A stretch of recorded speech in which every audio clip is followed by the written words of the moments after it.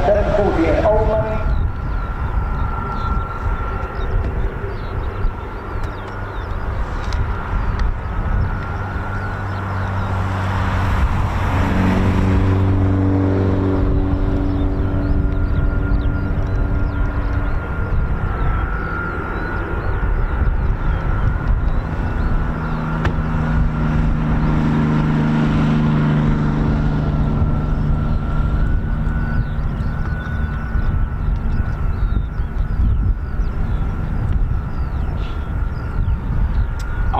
Yeah, ladies, gents and teddy bears, welcome to RAF Mildenhall.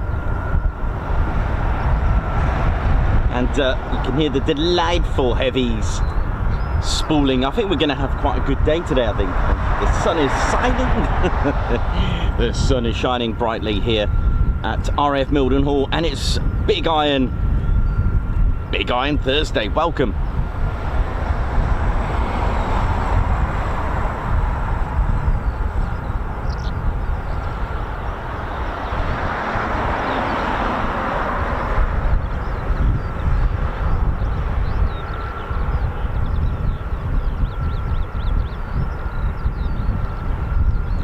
What a lovely, lovely, therapeutic, chill out Mildenhall.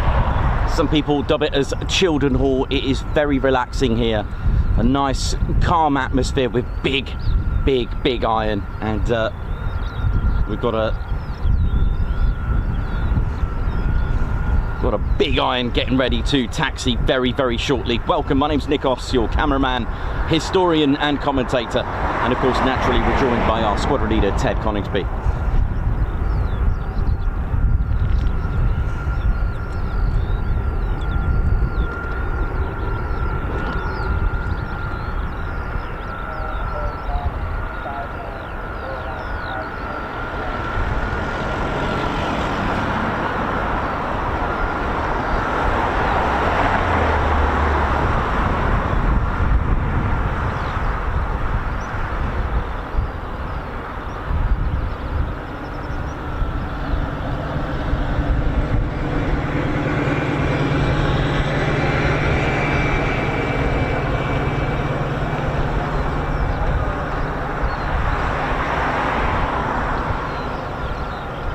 Ted's just going to do an impression of a big iron. Oh,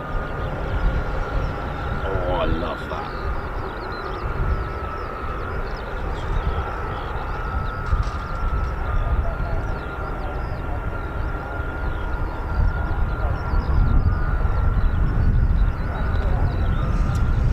RAF Mildenhall here.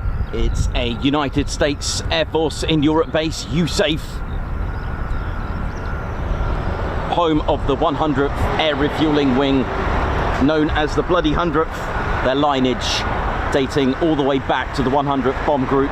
You know it is. Still flying today, the very tail marking.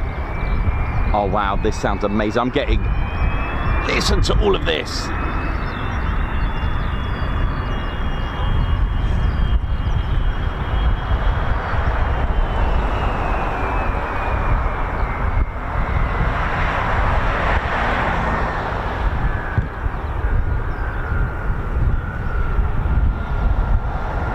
It is also home to the free 52nd Special Ops, the Special Operations Wing. Oh yes.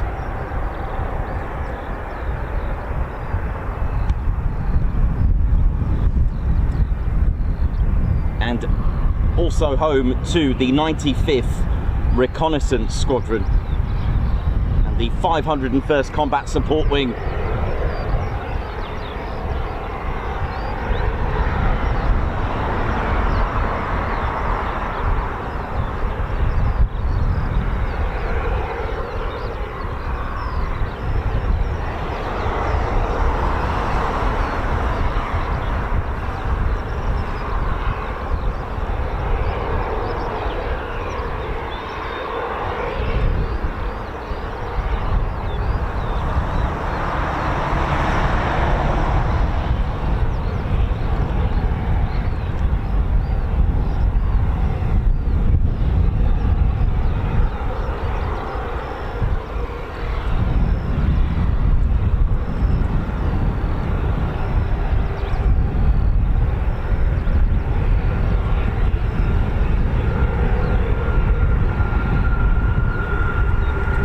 this is a KC-135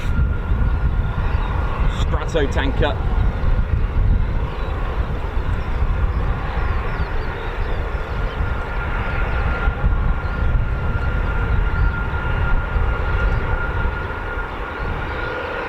And as it's on the other side,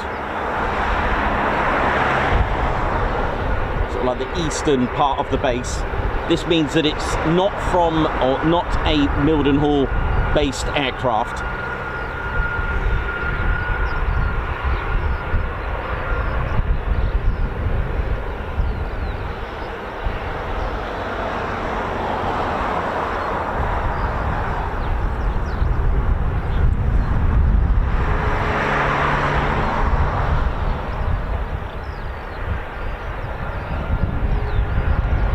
So here's another example of flags being reversed if it's worn on the right arm, flown on the starboard side, always in reverse. In case you're wondering.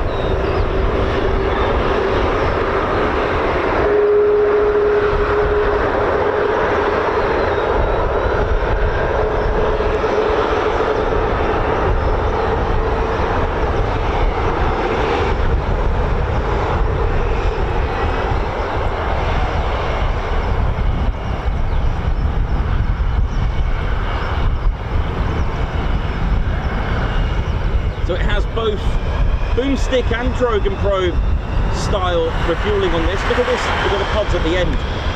Here we go, set it. rack them up with the CFM International engines. Here we go.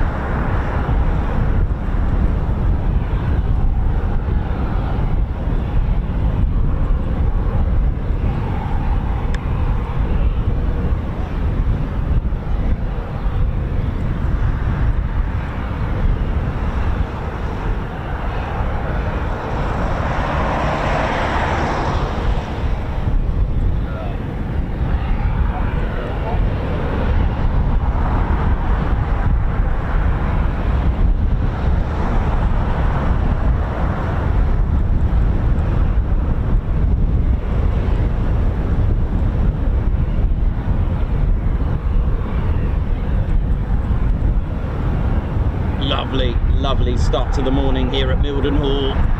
Welcome to the show, ladies, gents, teddy bears. Welcome to RAF Mildenhall.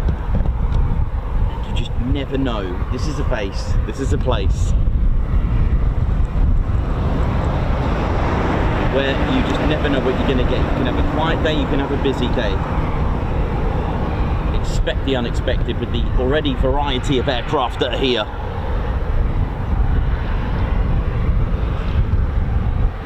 So that was the KC-135 of the 92nd Air Refueling Wing at Fairchild Air Force Base in Washington State. Thanks a lot, Perry, for your updates. Really appreciate them, man. Smooth. And naturally, the KC-135 is basically a gas station of the sky, developed from the Boeing 367-80 prototype alongside its Boeing 707 airliner as well. It's got a slightly narrower fuselage, and it had 2 extra pods on the end of the wings which can assist with the drogue and probe style refueling, and of course it can be adapted at the back end of things with a boomstick or the basket using the drogue. So it can be very well adapted, so it can refuel about 3 aircraft at once.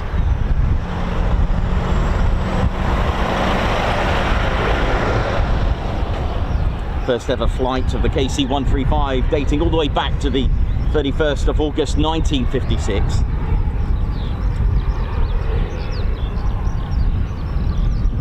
Initially purchased to support the Strategic Air Command bombers, but by the late 60s in the Southeast Asia theatre, the KC-135 Stratotanker ability as a force multiplier came to the force. Mid-air refueling with the F-105s and F-4 fighter bombers, as well as the B-52 bombers, brought far-flung bombing targets within reach. And that's the purpose: extending the range, extending the endurance when needed.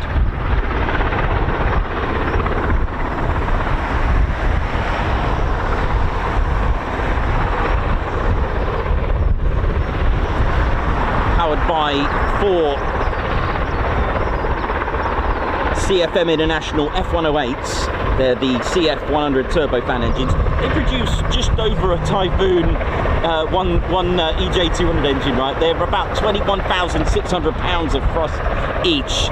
So you times that by 4. Oh yeah. Wingspan is 130 feet, so it's it's around 30 feet wider than our Lancaster or Halifax or a B-17, around that, just under 30 feet.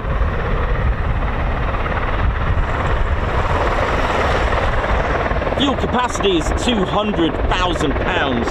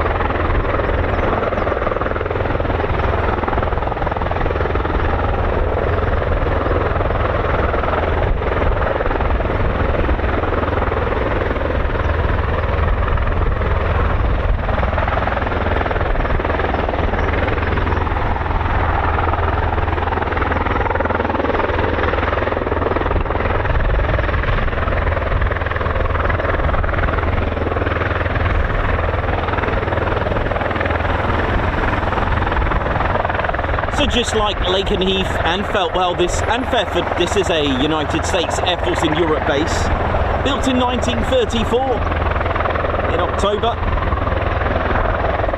and has been a Royal Air Force station between 1934 to 1950, with shared occupancy with the United States Air Force and the Royal Air Force between 1950 and 59. And then from 59 to even today, it's been a United States Air Force in Europe base. Just like Lakenheath, the HQ's out at Ramstein Air Base, part of the 3rd Air Force. You know it is.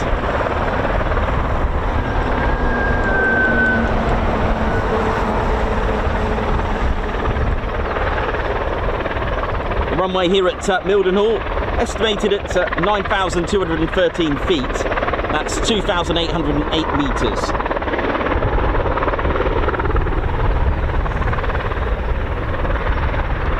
You never know, might get lucky with this.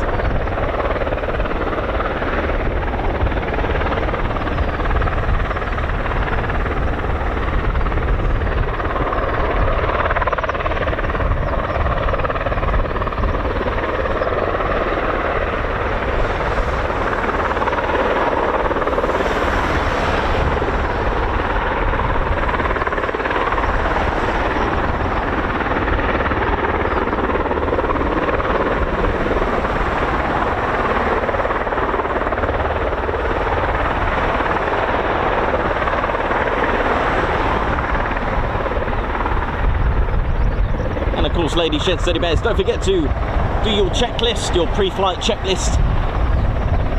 Switch on that touch and go on the switch on the like button, give us a thumbs up, and of course, if you just joined us and not done so, please subscribe to our channel as well, and hit that notification bell button where you'll be notified of our latest and greatest live streams and videos.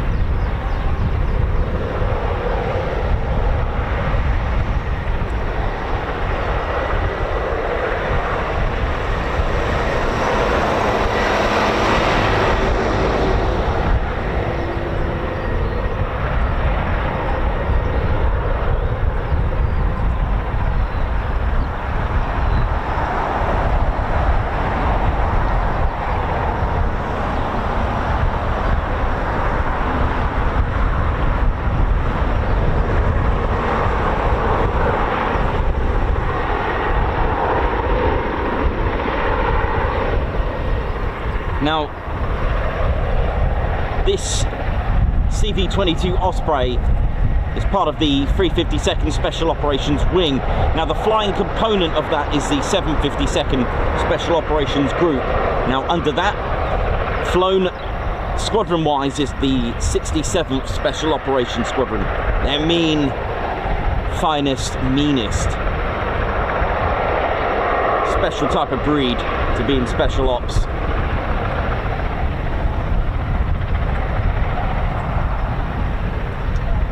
Sorry, correction, number 7. 67 is flown by the, they fly the, sorry about that. Strict 67, that's what I'm thinking. The 67th Special Operations Squadron, they fly the C-130, the MC-130J Commando 2, and the C-146 Wolfhound. My apologies, this is flown by the 7th Special Operations Squadron.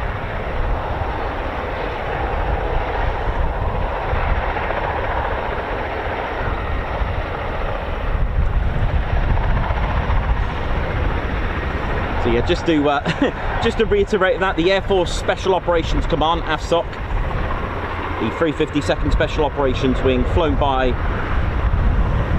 the 752nd Special Operations Group, and the 7th Special Operations Squadron operate the CV-22 Osprey, with the 67th Special Operations Squadron operating the MC-130J Commando 2 and the C-146 Wolfhound, which is already airborne at the moment.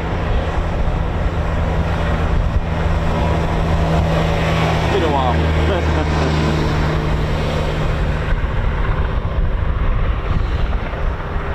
RAF Mildenhall. It's also home to the Air Combat Command, part of the 16th Air Force, the 55th Wings, 95th Reconnaissance Squadron, which are here, flying a few variants of the RC-135s.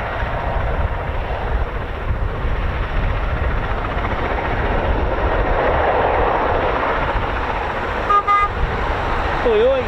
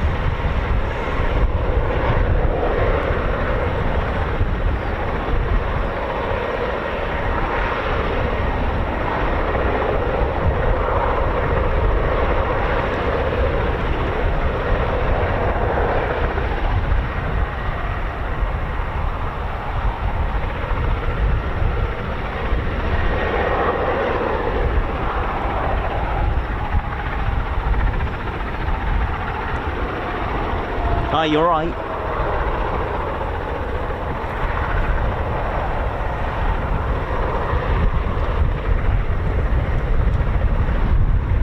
I've always said this, it's such a delight to come to Mildenhall. It's we are in the Nook campsite, so it's part of the campsite, and the field allows us to come and view aircraft at Mildenhall, and it is only £2 per person, so please abide by the timings. There is a toilet facility here, but do abide by the times that are set by the payment box. £2 per person, and at the moment the aircraft viewing is up until 2100 local, but it does change depending on the time of year, so do check that out please.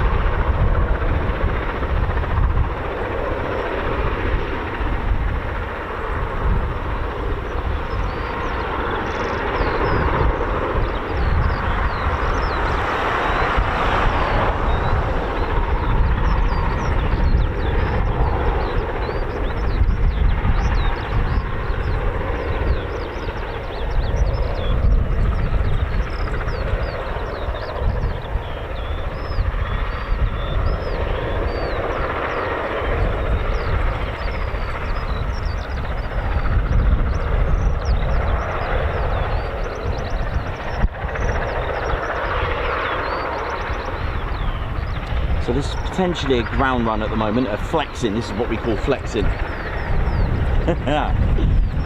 Oh yeah.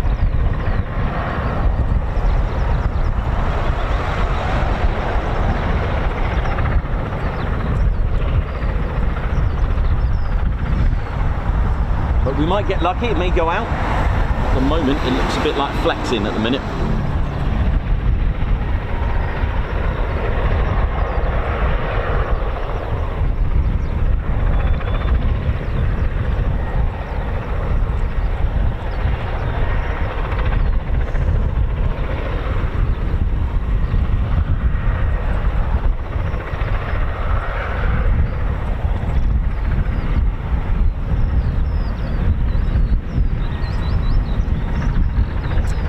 Matt Roberts, how you doing?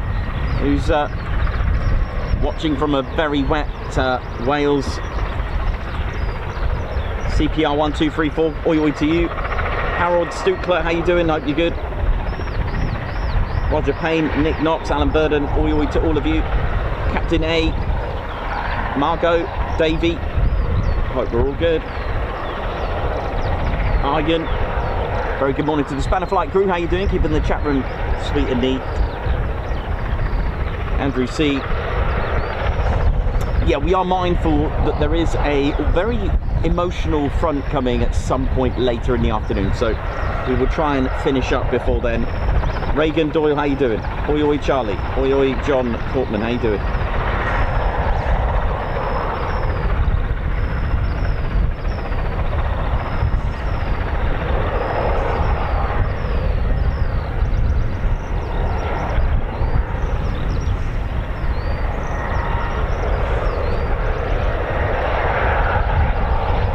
Mark Garwood, how you doing? Oi oi to you. Tom Meredith, oi oi.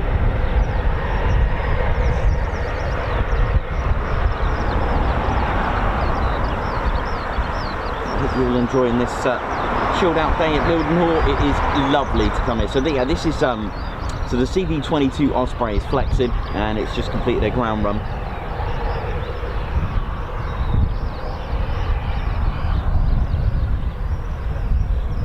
Mark Moody, yeah, absolutely flexing. Perez, Matman Bush, how you doing? Mayhem Marshy, how you doing as well? Ellie J Approach watching from Germany. What up? How are we all doing? I'm all good.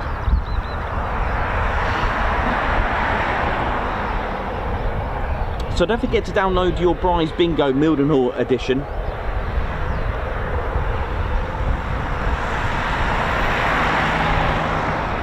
So our CV-22 Osprey just completed its flexing.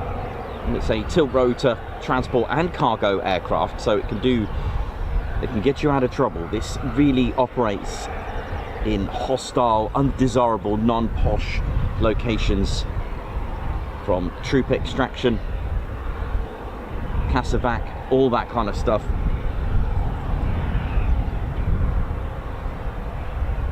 So it's got the agility of a helicopter with the power of a plane, basically. Literally a transformer.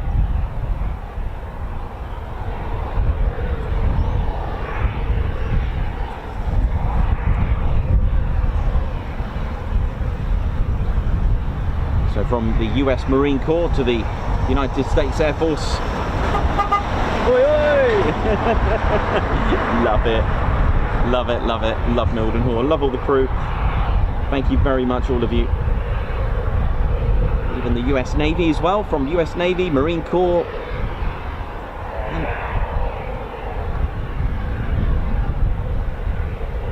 So they are using runway 10 currently. What a day, love it.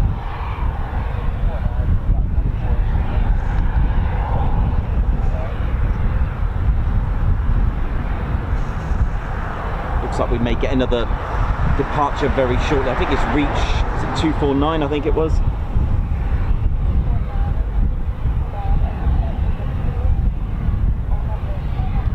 Yep, reach 249. Yeah, so reach 249 has just been approved to have its engine started. Lovely.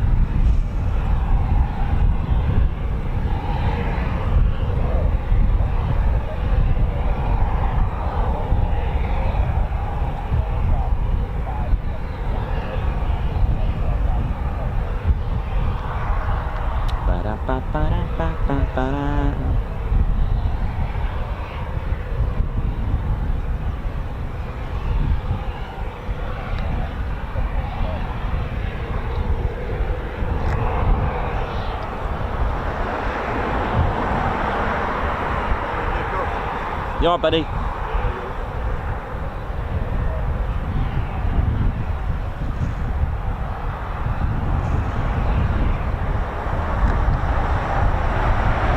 Hope we're all good, ladies, gents and teddy bears. Welcome to the show. So there have been many aircraft that have actually operated out of Mildenhall. It is staggering to understand the amount of aircraft. You could kind of cheat and say that there was the DH-88 Comet, all the aircraft that took part in the Mac Robertson air race from Mildenhall to Melbourne, the wonderful air race. But of course, operationally, that wasn't the case. But we did start off with the Handley Page Hayford, that massive biplane, an amazing biplane, a huge biplane that was operating here first.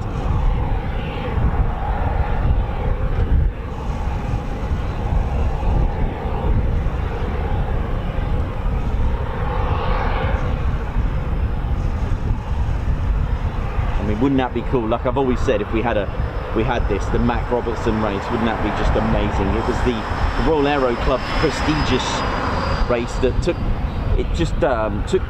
part just 4 days after it opened, so from the 16th of October 1934, that's when the base opened. 4 days later, or between that, not only did we have the King George V and Queen Mary visit here, but winners of that race ended up being Tom Campbell Black and CWA Scott, flying the de Havilland Comet, named Grosvenor House. They completed it in less than 72 hours.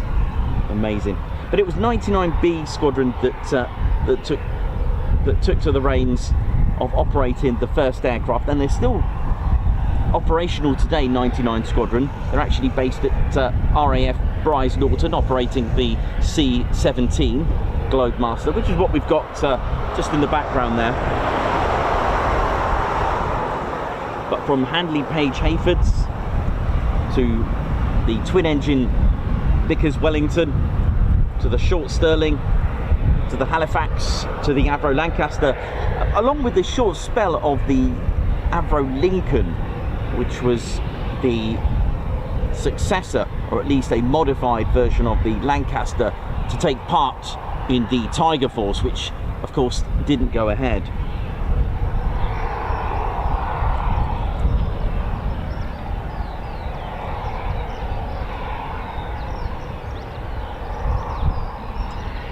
With other units such as the number 3 Blind Approach Training Flight and number 1503 Beam Approach, I would have thought there would have been Avro Ansons here and Oxford aircraft operating here, because that is pretty much the aircraft that they would operate to do the beam approach. The beam approach, a very early version or a type of ILS, shall we say, using beams down the runway. Other aircraft from 1950 included the B-50D Stratofortress, KC-97, the EC-135H Silk Purse. I wish that was flying. That would have been amazing. And of course the U-2, and something that really made Mildenhall a landmark was in fact the SR-71 Blackbird of the 9th Strategic Reconnaissance Wing, a detachment. We could have potentially seen B-47 Stratojets here, as Lakenheath were operating those, and B-29s during that period of Strategic Air Command. And it wasn't until February 1992 that the 100th Air Refueling Wing made Mildenhall its home with the KC-135 Stratotankers. And then of course we had the arrival of the MC-130Js and the CV-22 Ospreys.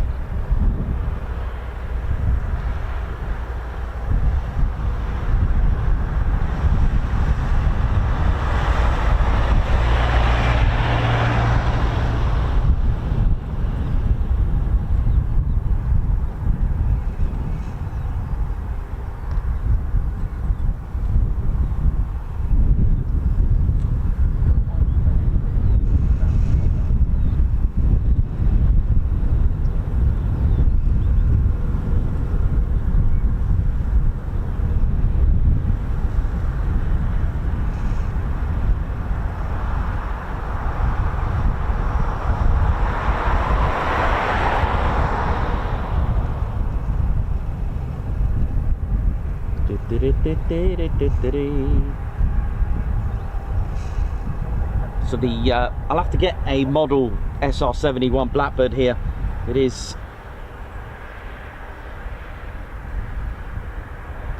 literally a landmark of Detachment 4 operations.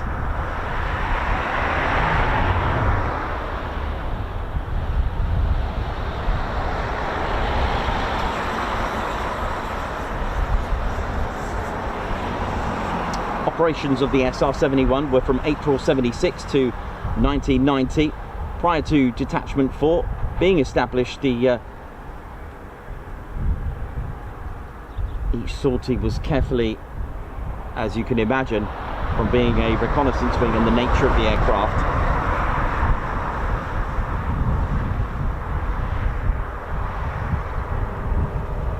And it became a permanent detachment.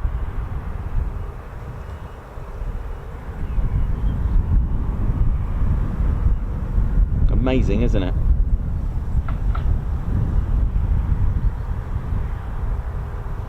There was also the U-2 as well.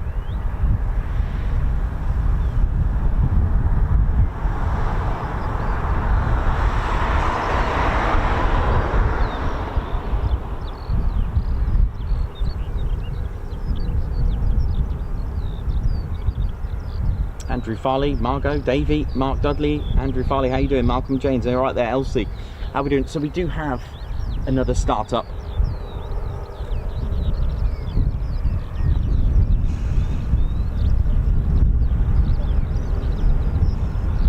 And it looks to be a C-130, so mixing it up a little bit, and it's not based, it's not a Mildenhall based, I don't think.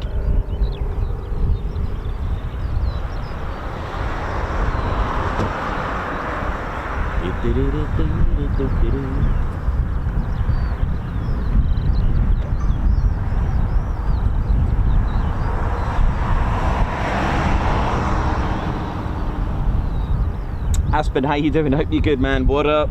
Gucci man as well.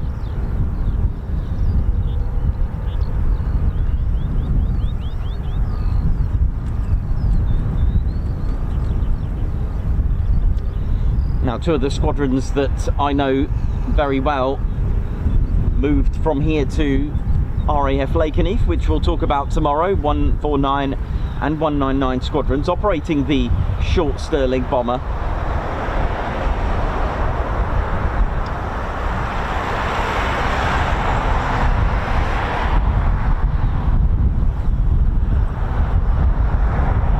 And it wouldn't surprise me if there was a B-17 that was here on some form of temporary or training or some exercise during its time. I know Marham did. But Mildenhall was developed into one of the largest, not the biggest, but one of the largest bomber stations of its kind. It was originally proposed as RAF Beck Row, but that changed. We do have surrounding villages such as Beck Row, West Row, and of course Mildenhall as well. There's also Holywell Row as well.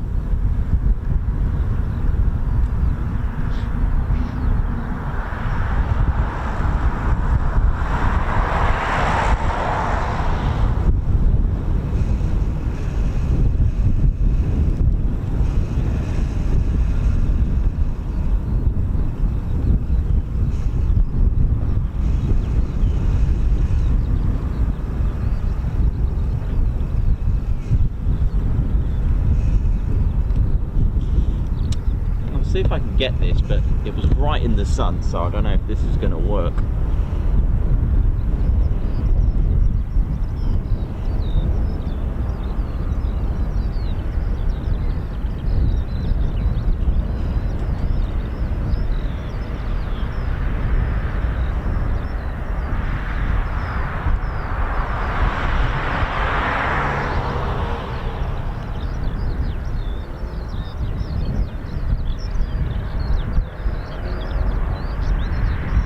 Pretty cool effect, that, isn't it?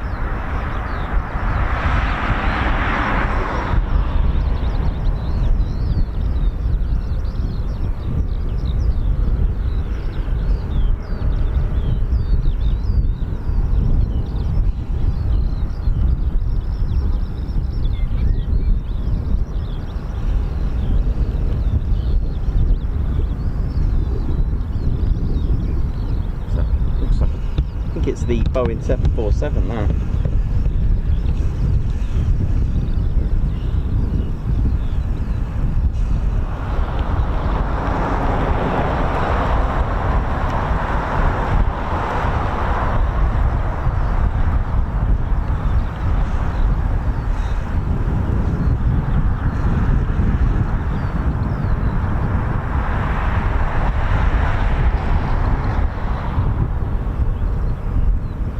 I can hear the C-130 now, so it should be taxiing out very shortly now. Just about catch it.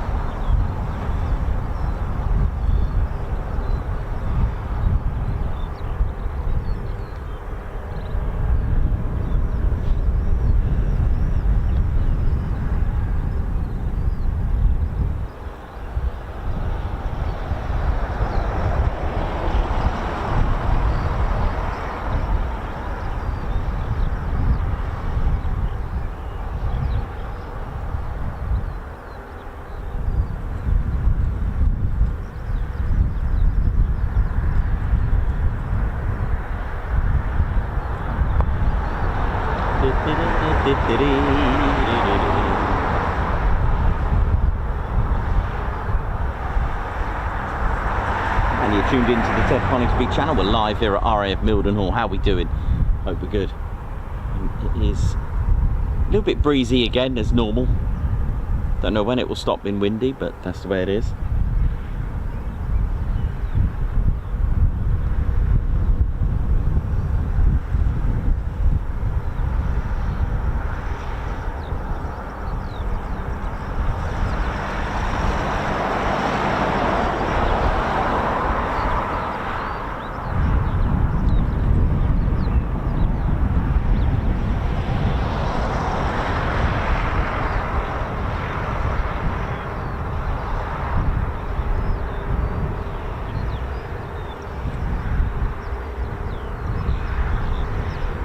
Won't be long now. I can hear it just about. There's our square D. If you're wondering why the square D is here, and if you're wondering why it's only on the KC-135, because that is a good question, or at least Mildenhall's KC-135s, it's all to do with the tail markings on the lineage, the very heritage of the 100th Air Refueling Wing. Of course, they were the 100th Bomb Group based at Thorpe Abbott. It's about 30 miles away from here. And on their B-17s, there was the square D. Now, there were in the 8th Air Force, there were 3 shapes for the tail markings. And it was a very useful marking for bomb groups to get into formation with their fellow bomb groups.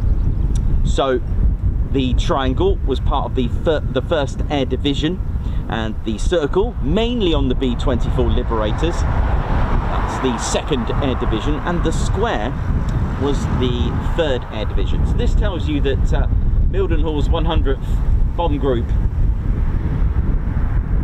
was the 3rd Air Division, all right, which was part of the 8th Air Force. The letter, each letter indicates the bomb group itself, all right? So there wasn't any sort of logical way of explaining it, because that would defeat the object. I found a Vickers Wellington bomber of 115 Squadron, sort of pre-World War II, like we're talking just before the outbreak, and it seemed to have had 115 written on it. I wonder if markings kind of, hang on a minute, indicating your squadron, actually putting your squadron number, could be a bit of a problem to identify where it goes and find out what squadron is there. So they, you know, we're talking about US Army Air Force and Royal Air Force, and most likely other air forces, especially the Luftwaffe. They had their own system with chevrons and shapes as well. And the letter just told you that this was the 100th Bomb Group.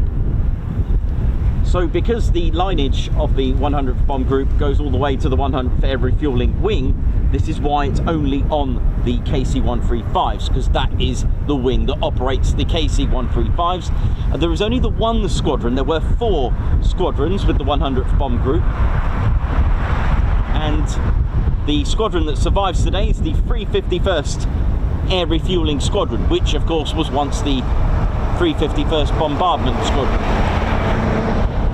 Even the nose art that were once on the B-17s are even on the port side, painted on to remember the legacy of the 100th Bomb Group. So I think that's a nice touch. So if we get any taxiing on the looking at them from the port side, then we'll get to see the lovely nose art that once was.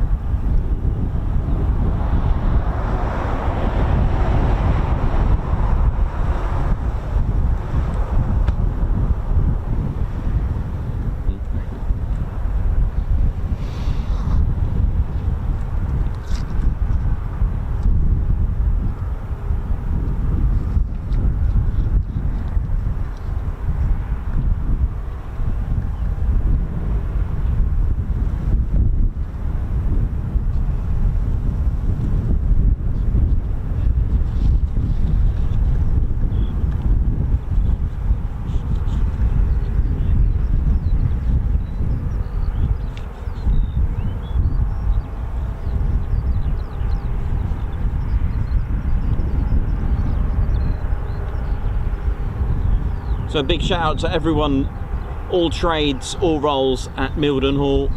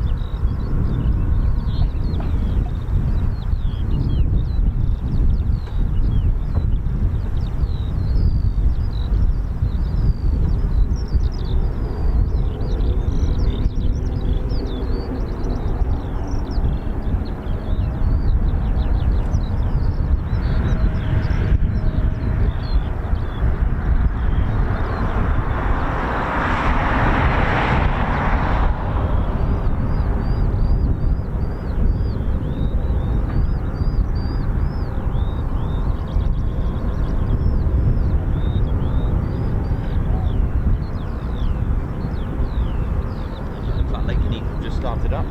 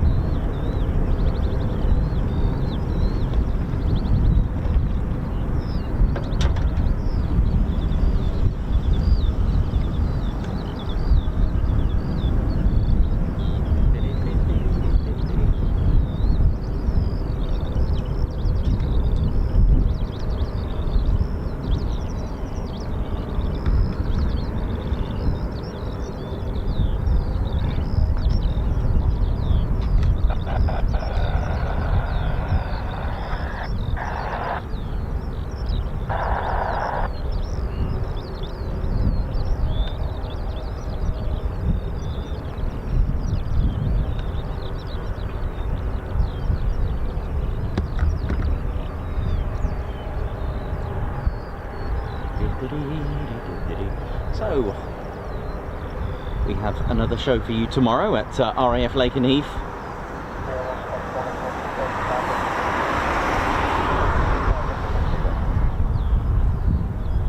Thanks a lot, Perry, for the info there. So we are expecting reach 249, a C-130H, serial number 931039. It's part of the, flown by the 700 Airlift Squadron, the 94th Airlift Wing at Dobbins Air Force Base, Georgia.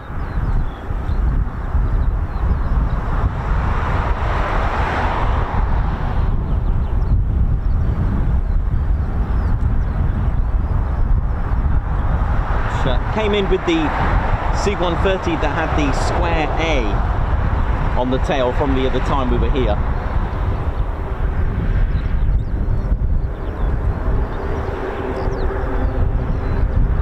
Okay, sounds like it's getting closer. Here we go.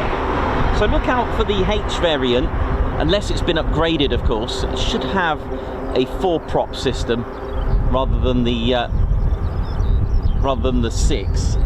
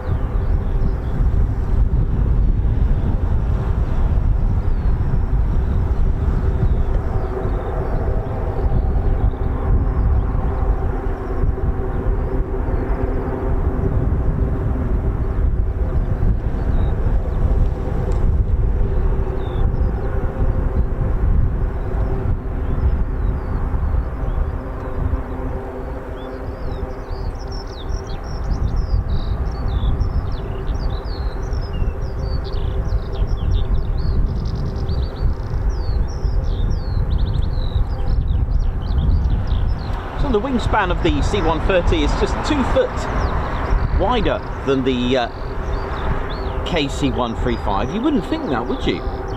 Interesting.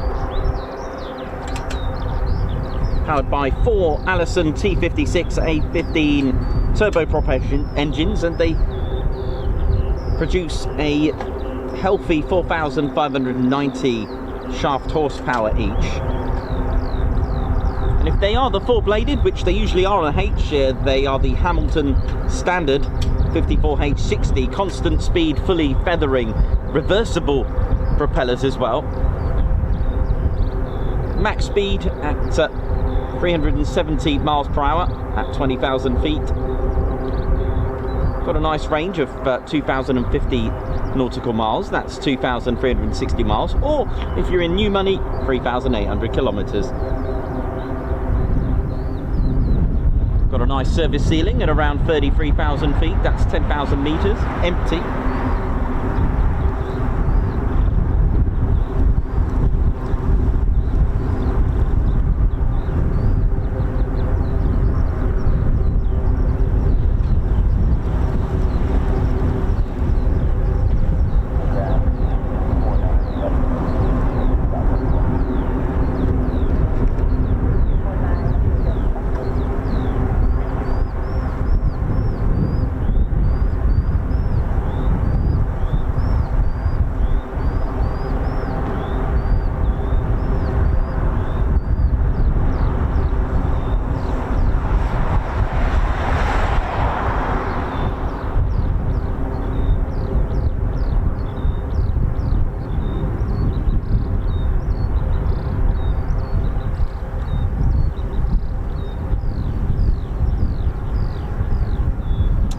Okay, I can just about see the tail start moving.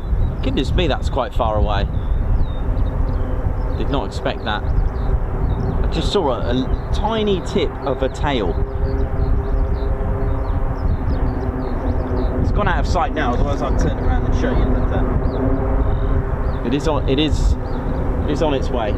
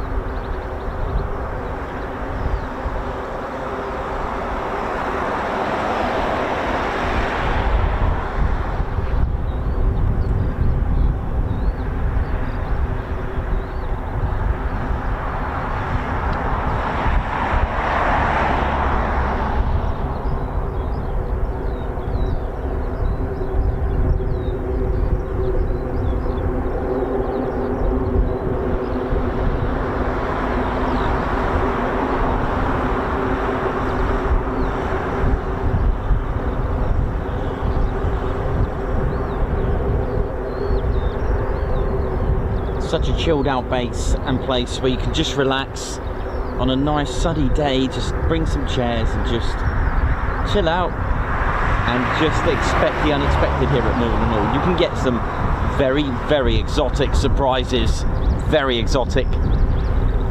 They've had F-18s, Growlers, to AV-8s, gunship, you get anything. Air Force One, anything here. C-5s, F-16s,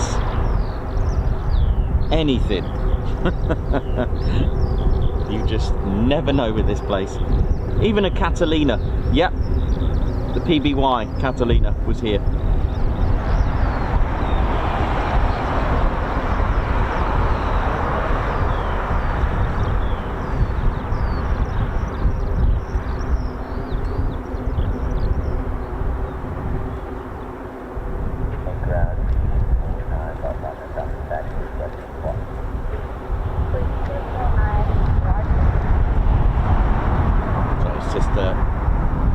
Here we go.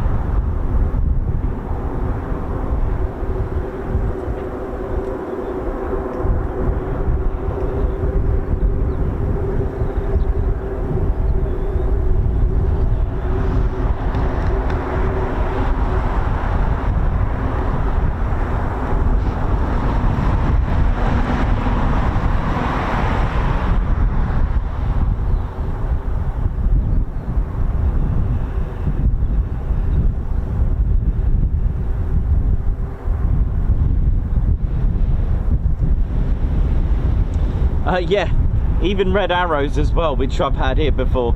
I know, red arrows, right? Imagine that. Red arrows were here once that I got, couldn't believe it. All because of the weather, of all things. Who remembers that one? Red arrows at Mildenhall. Nice.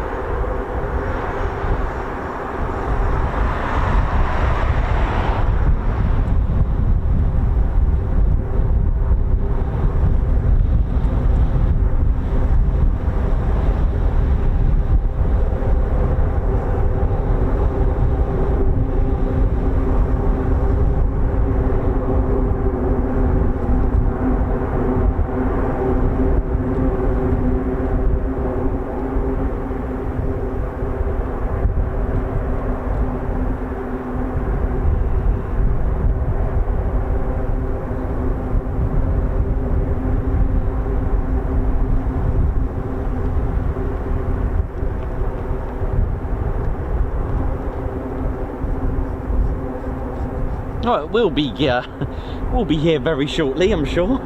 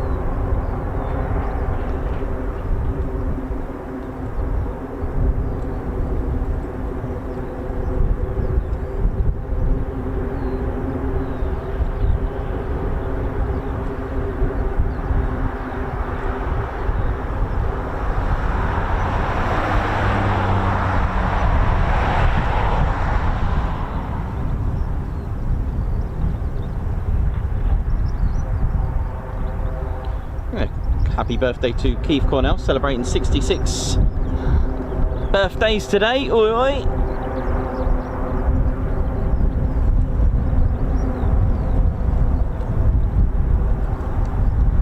Might be able to see the tail move. Here you go.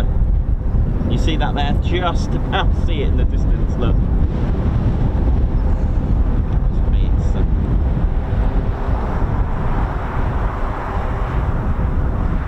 Slowly, slowly on its way to us.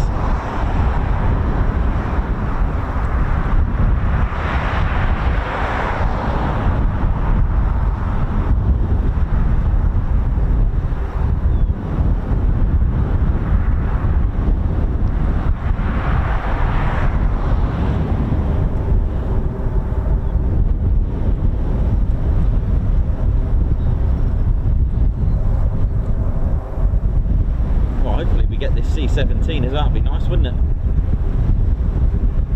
So far we've had one KC-135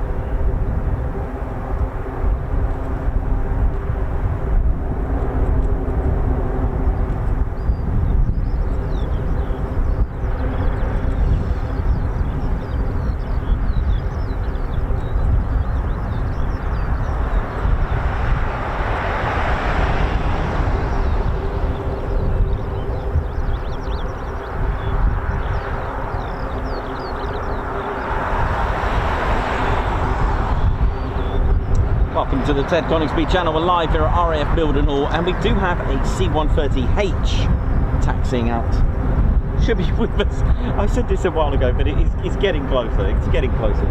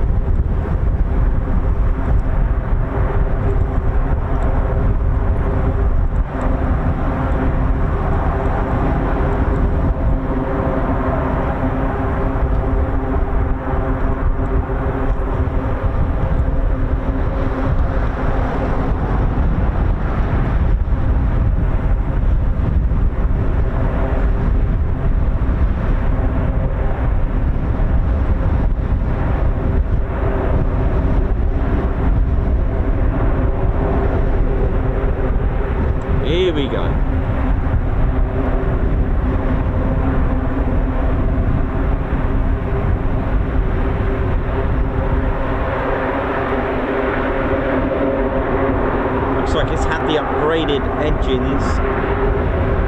They don't look like a full prop, do they? So it's had the upgraded 6-bladed propellers.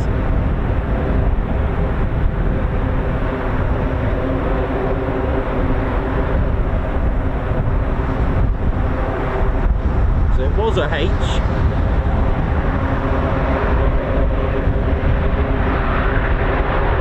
Or at least in the traditional 4-bladed sense.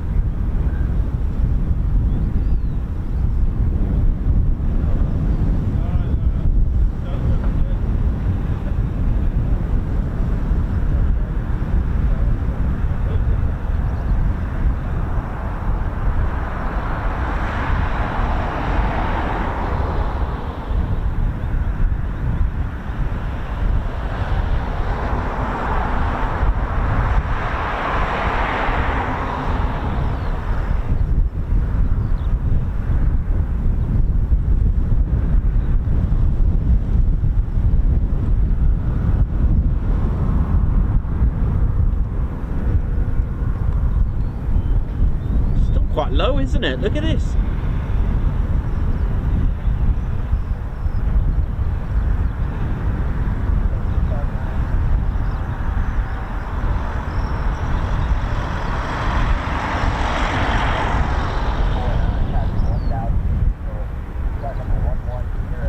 Cool.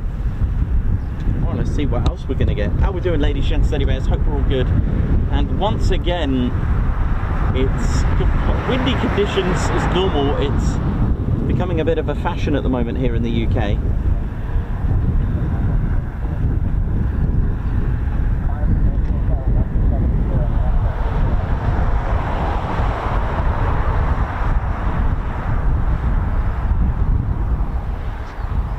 Just gonna have a little look, see what else we got.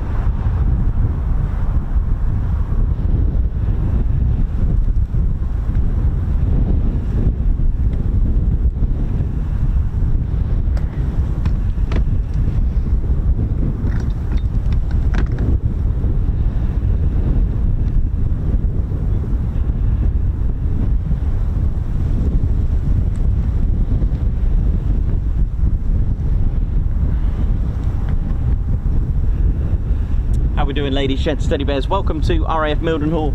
My name's Nick Hoss, I'm your cameraman, historian and commentator, and it's really blowing a bit of a gale here at the moment, but this seems to be the case.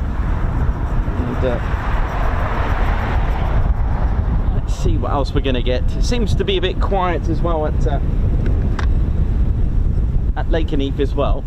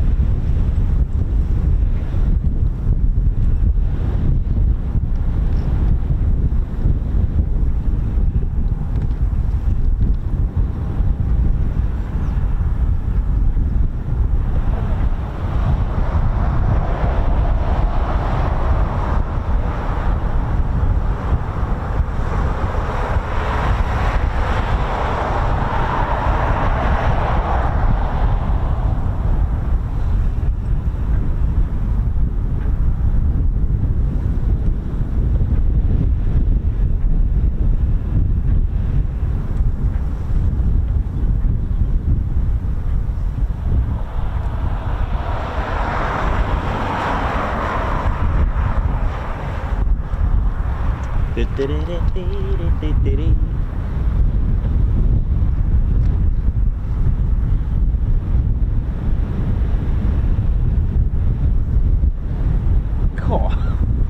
can probably hear that howling. Oh, Ted's flag is proper going for it. Oh, I hope we don't lose this beret.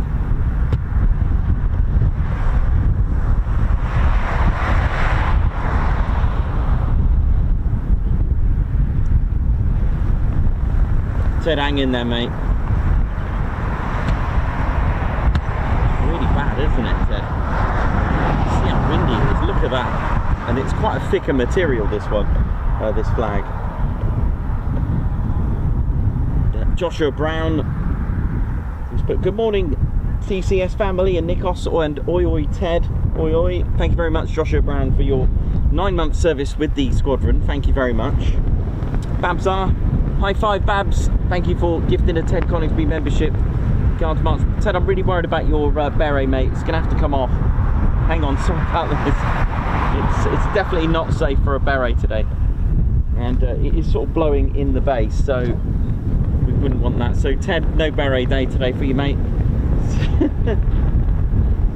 So Babs, thank you very much. Guards March, thank you. Ted gets a little bit more manoeuvrable now.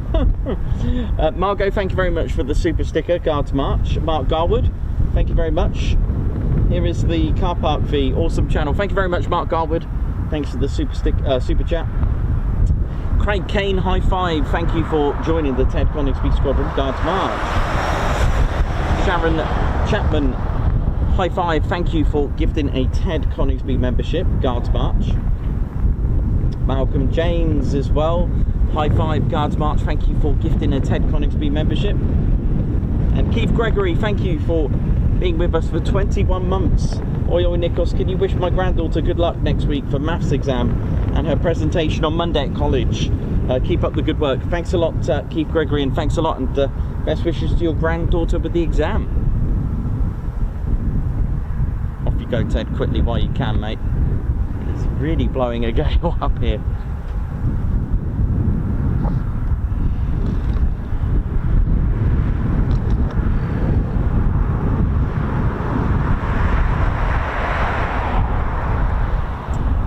Airfield Wildlife Control Unit, keeping things sweet and neat.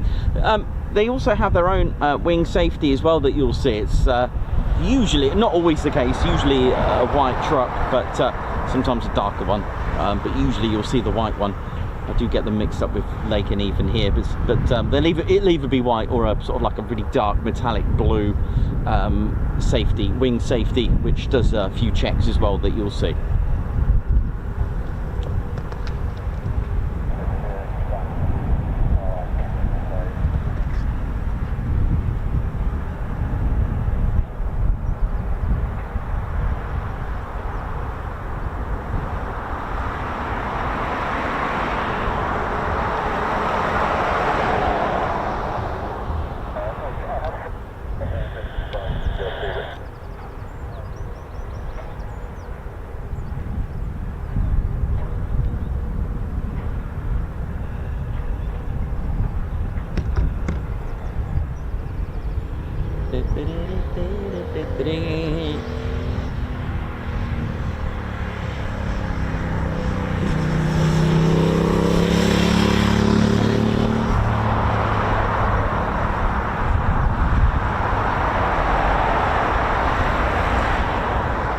How you doing, Michael Woodbridge? Hope you're good.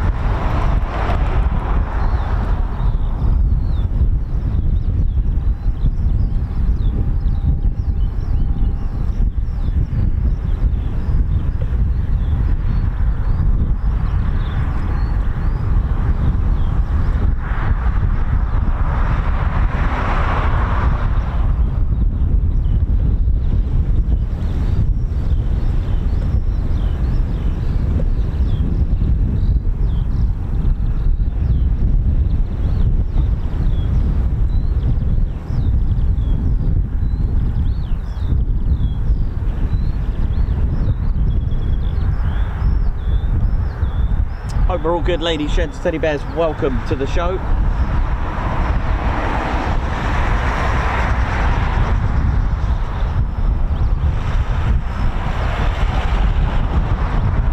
I'll try my best to hang in there. It's absolutely awful up here.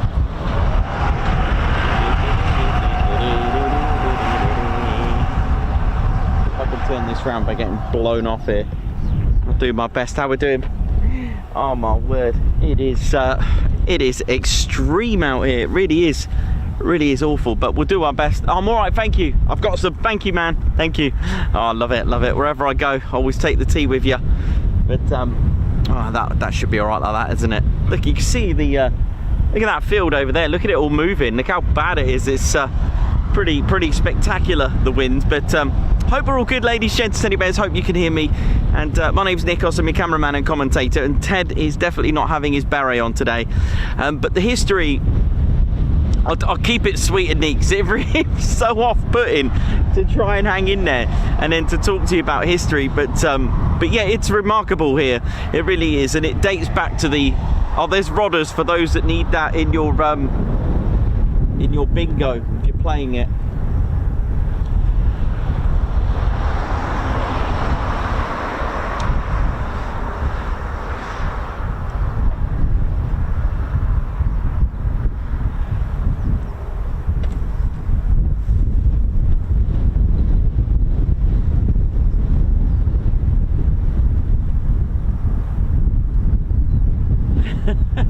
Right across the runway.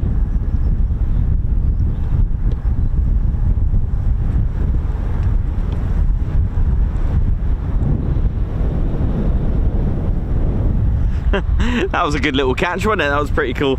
But yeah, so the base, like I said, currently it's got a lovely mix. It is Team Mildenhall here with a range of tankers, special operations, a combat support wing, and a reconnaissance squadron that's here as well.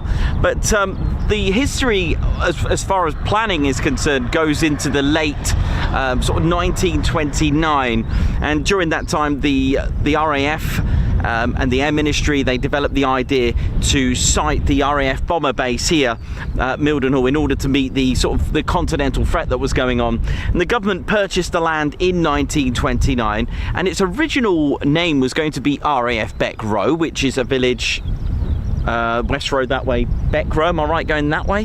Have I got that right? I hope so. West Row, I'm sure it was that way, and then Beck Row that way. But this didn't go ahead. Usually you get that when you've got a name of an airfield that's quite similar, so they got rid of that and then they named it RAF Mildenhall, which was given the name in 1933, and of course the base finally opened on the 16th of October 1934. It was King George V and the Queen Mary dedicated the base on the 19th in 1934. And the next stage and amazing thing that happened here was the Mac Robertson air race, which is the amazing. I wish they still do that today. Wouldn't that be just really good, wouldn't it? The Mac Robertson, it was part of the Aero Club, and it was a spectacular Mildenhall to Melbourne race, which was amazing. I would love to see that. It was part of the Royal Aero Club's race. It was called the Mac Robertson race, literally from England to Australia, but it was, to be exact, it was Mildenhall to hang on, there's a bit of a fight going on here.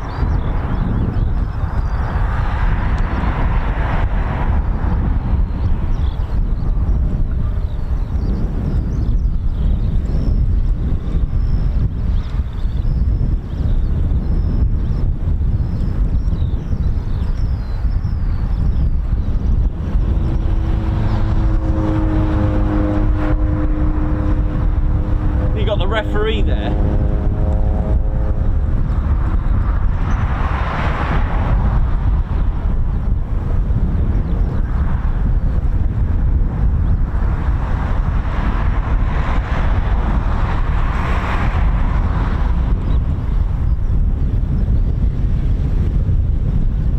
Well, this is I'm no David Attenborough, but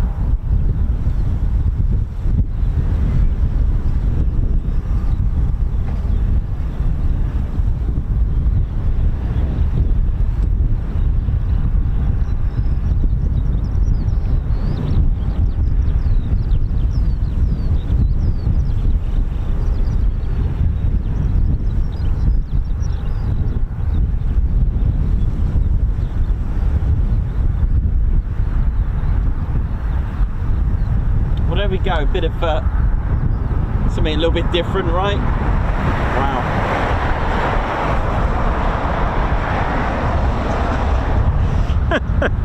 There you go. Something a little bit different. So yeah, Beck Row and West Row that way, right? Okay, got it. I think I got that right, or back to front. But thanks, Perry, for sending that in, and we'll get there in the end. So yes, the Mac Robertson race, which was an air race. It was completed, or the winners completed it in less than 72 hours, which is remarkable if you think of the distance. And it was Tom Campbell Black and CWA Scott. They flew the, which is still flying today, the de Havilland Comet, the Grosvenor House, the DH-88. And that won the race, which is, if you think about that, that is remarkable.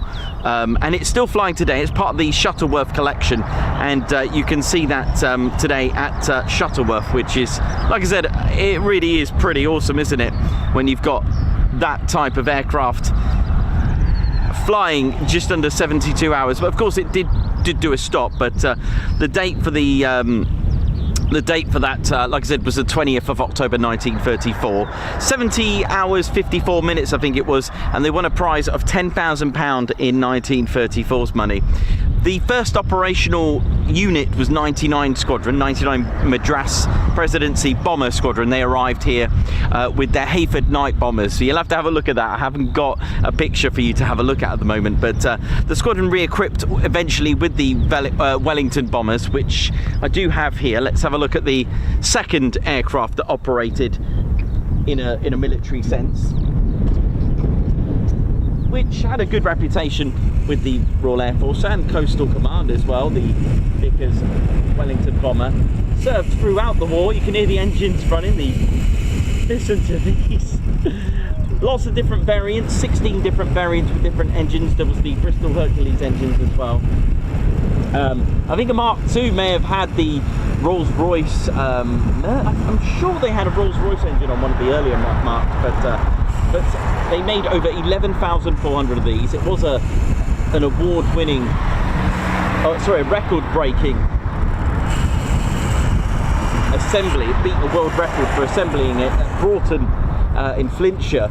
And the design, first of all, was the geodetic airframe, like this. If you look, you imagine the airframe like this fence, and you can see little glimpses of it, what they tried to do on this little model. So the airframe was designed by Barnes Wallis, the legendary Barnes Wallis, who created some special weaponry for the Lancaster, the codename Upkeep, which was in fact the bouncing barrel bombs, and also the high ball as well that he designed for 618 Squadron, another secret squadron. The high ball designed to take out the Tirpitz, but obviously that didn't go ahead. They used the Tall Boy instead with 617 and number 9 Squadron. But here's our Vickers Wellington. Like I said, a geodetic airframe, easy to assemble, easy to repair, and could take a lot of damage. It was one of the sort of the earlier twin engine bombers. Of course, the Air Ministry put out a specification to have a 4-engine bomber in the end. But Broughton, 1943, who still make parts for aircraft today, I believe Airbus, they wanted to beat a world record, which was 48 hours to assemble a bomber.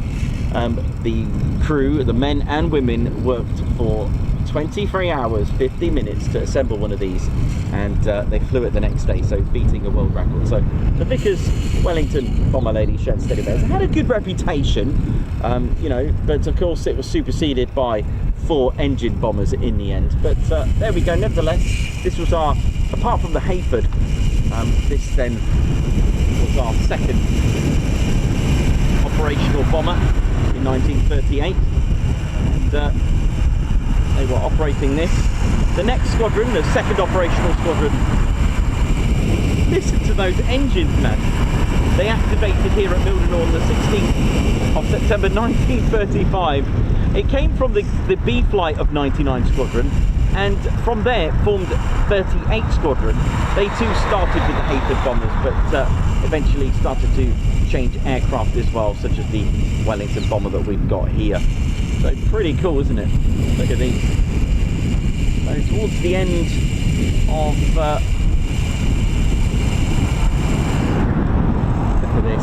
You can hear those engines.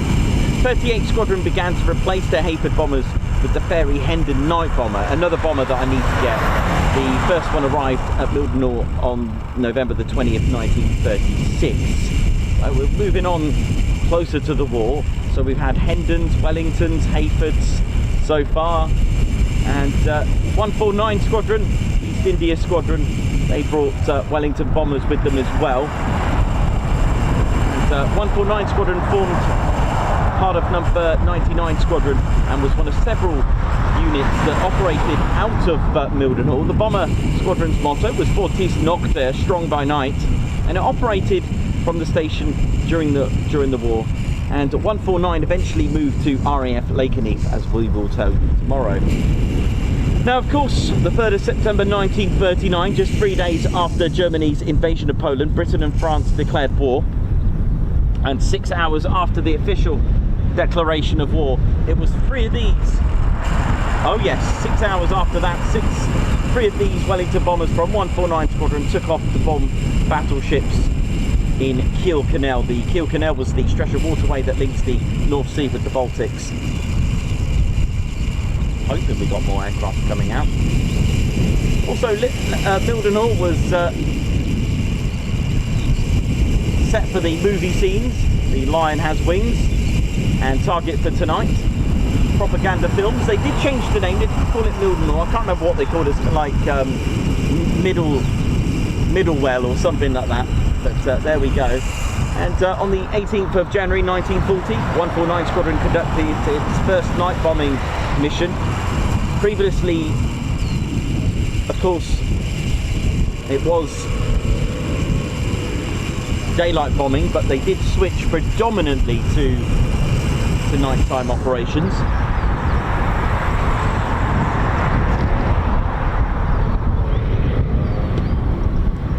How we doing, ladies, gents, teddy bears? Hope we're all good. Yeah, so the RAF, although predominantly were doing nighttime bombing, they still did some daylight bombing, as we found out yesterday. That cunning mission to really disrupt the talks of Goebbels, that was and Goring, that was good. That was very interesting. That was a very interesting sortie, that one, wasn't it? Which we spoke about yesterday at Marham. So on the 31st of May 1942, 18 Wellingtons from 419 Squadron and 17 from 149 Squadron took off from Mildenhall and took part in the first 1,000 bomber raid. That was in a massive mission. Of the 1,046 air bombers that took part in the 1,000 bomber raid, 599 of those in total were Vickers Wellington bombers. You see, Bomber Harris, that's his nickname. It was Air Marshal Arthur Harris, as he was known as Bomber Harris. He wasn't going to put up with the bullying that was going on, so he decided to send a message. 1,000 bombers, but of course the RAF didn't have 1,000 bombers. They tried Coastal Command, that didn't go ahead. That didn't go down too well. So Air Marshal Harris decided to call upon the operational training units, which was very daring. And from the studies that I've been doing, it seemed to be that if the pilots weren't quite finished completing their training, he would give them the wings, the bomber wings. He'd just say it's fine. So I think I can't remember. I think if they were a few weeks away, or whichever it was, basically they didn't get to finish it properly. They were given the wings so that they can get it. They scraped out as many aircraft, many bombers as possible in 1942, and I think they lost around about 42 bombers in the end, which is, if you put it into as a ratio, that was deemed as a success, or at least not a high loss rate, shall we say. So the raid consisted of 1,046 aircraft, and they were dispatched to Cologne. 868 attacked the main target and dropped around 1,455 tons of explosives, 2/3 of which were incendiaries. There was a lot of damage, as you can imagine. think I can hear something over there. Mildenhall's population did grow. There was 15 squadron. They relocated to Mildenhall on April the 13th, 1943. And they operated until the end of the war. They were operating the Lancaster bomber. There were Halifaxes as well here as well. 15 squadron were here until the end of the war, and in November 1943 marked the arrival of the first permanently stationed Lancasters, along with the Halifax bombers, and which I've got here for you to have a look at. There were just trying to think if there were any Sterlings as well, but I'm going to show you the Halifax bomber. If I show you the Sterling first.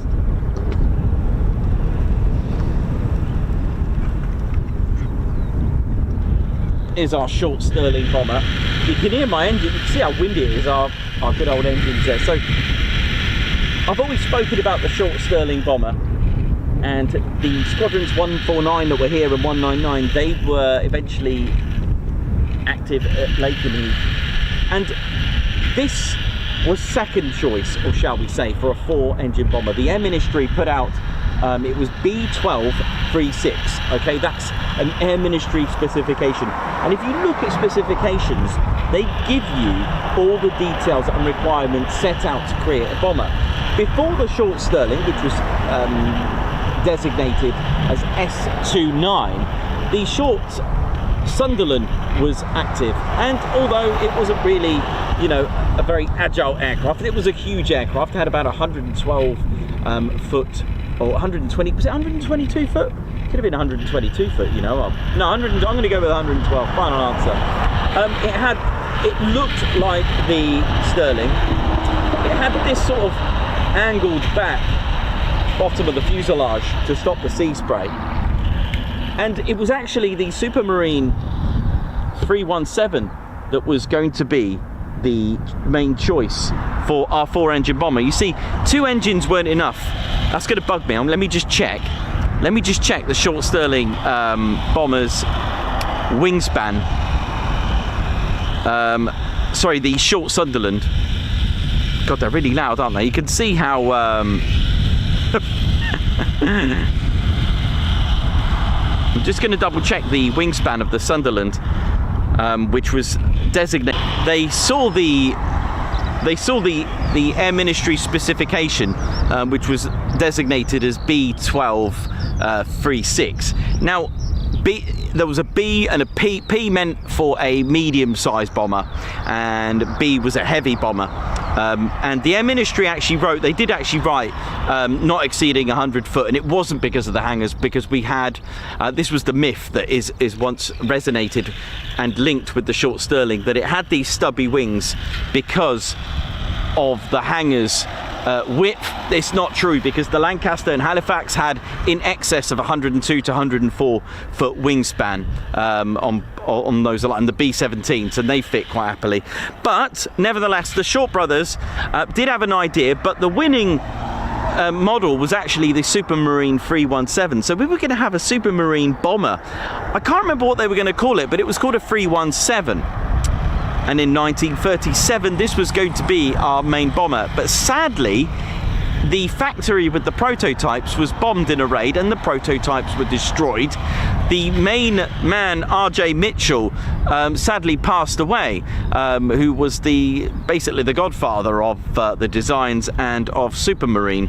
So it was only one option, was to give the Short brothers the go-ahead. So the S-29, as it was called before it was called the Short Sunderland, they literally cut the hull off at the bottom.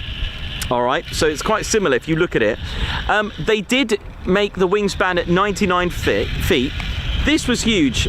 The height was about just short of 7 meters. It was massive, it was colossal. If I show you a Halifax bomber, which was our second 4-engine bomber, you can see the size difference. Look at that. I'm holding them from back to back. You can see the length difference in there. It's massive. It's huge.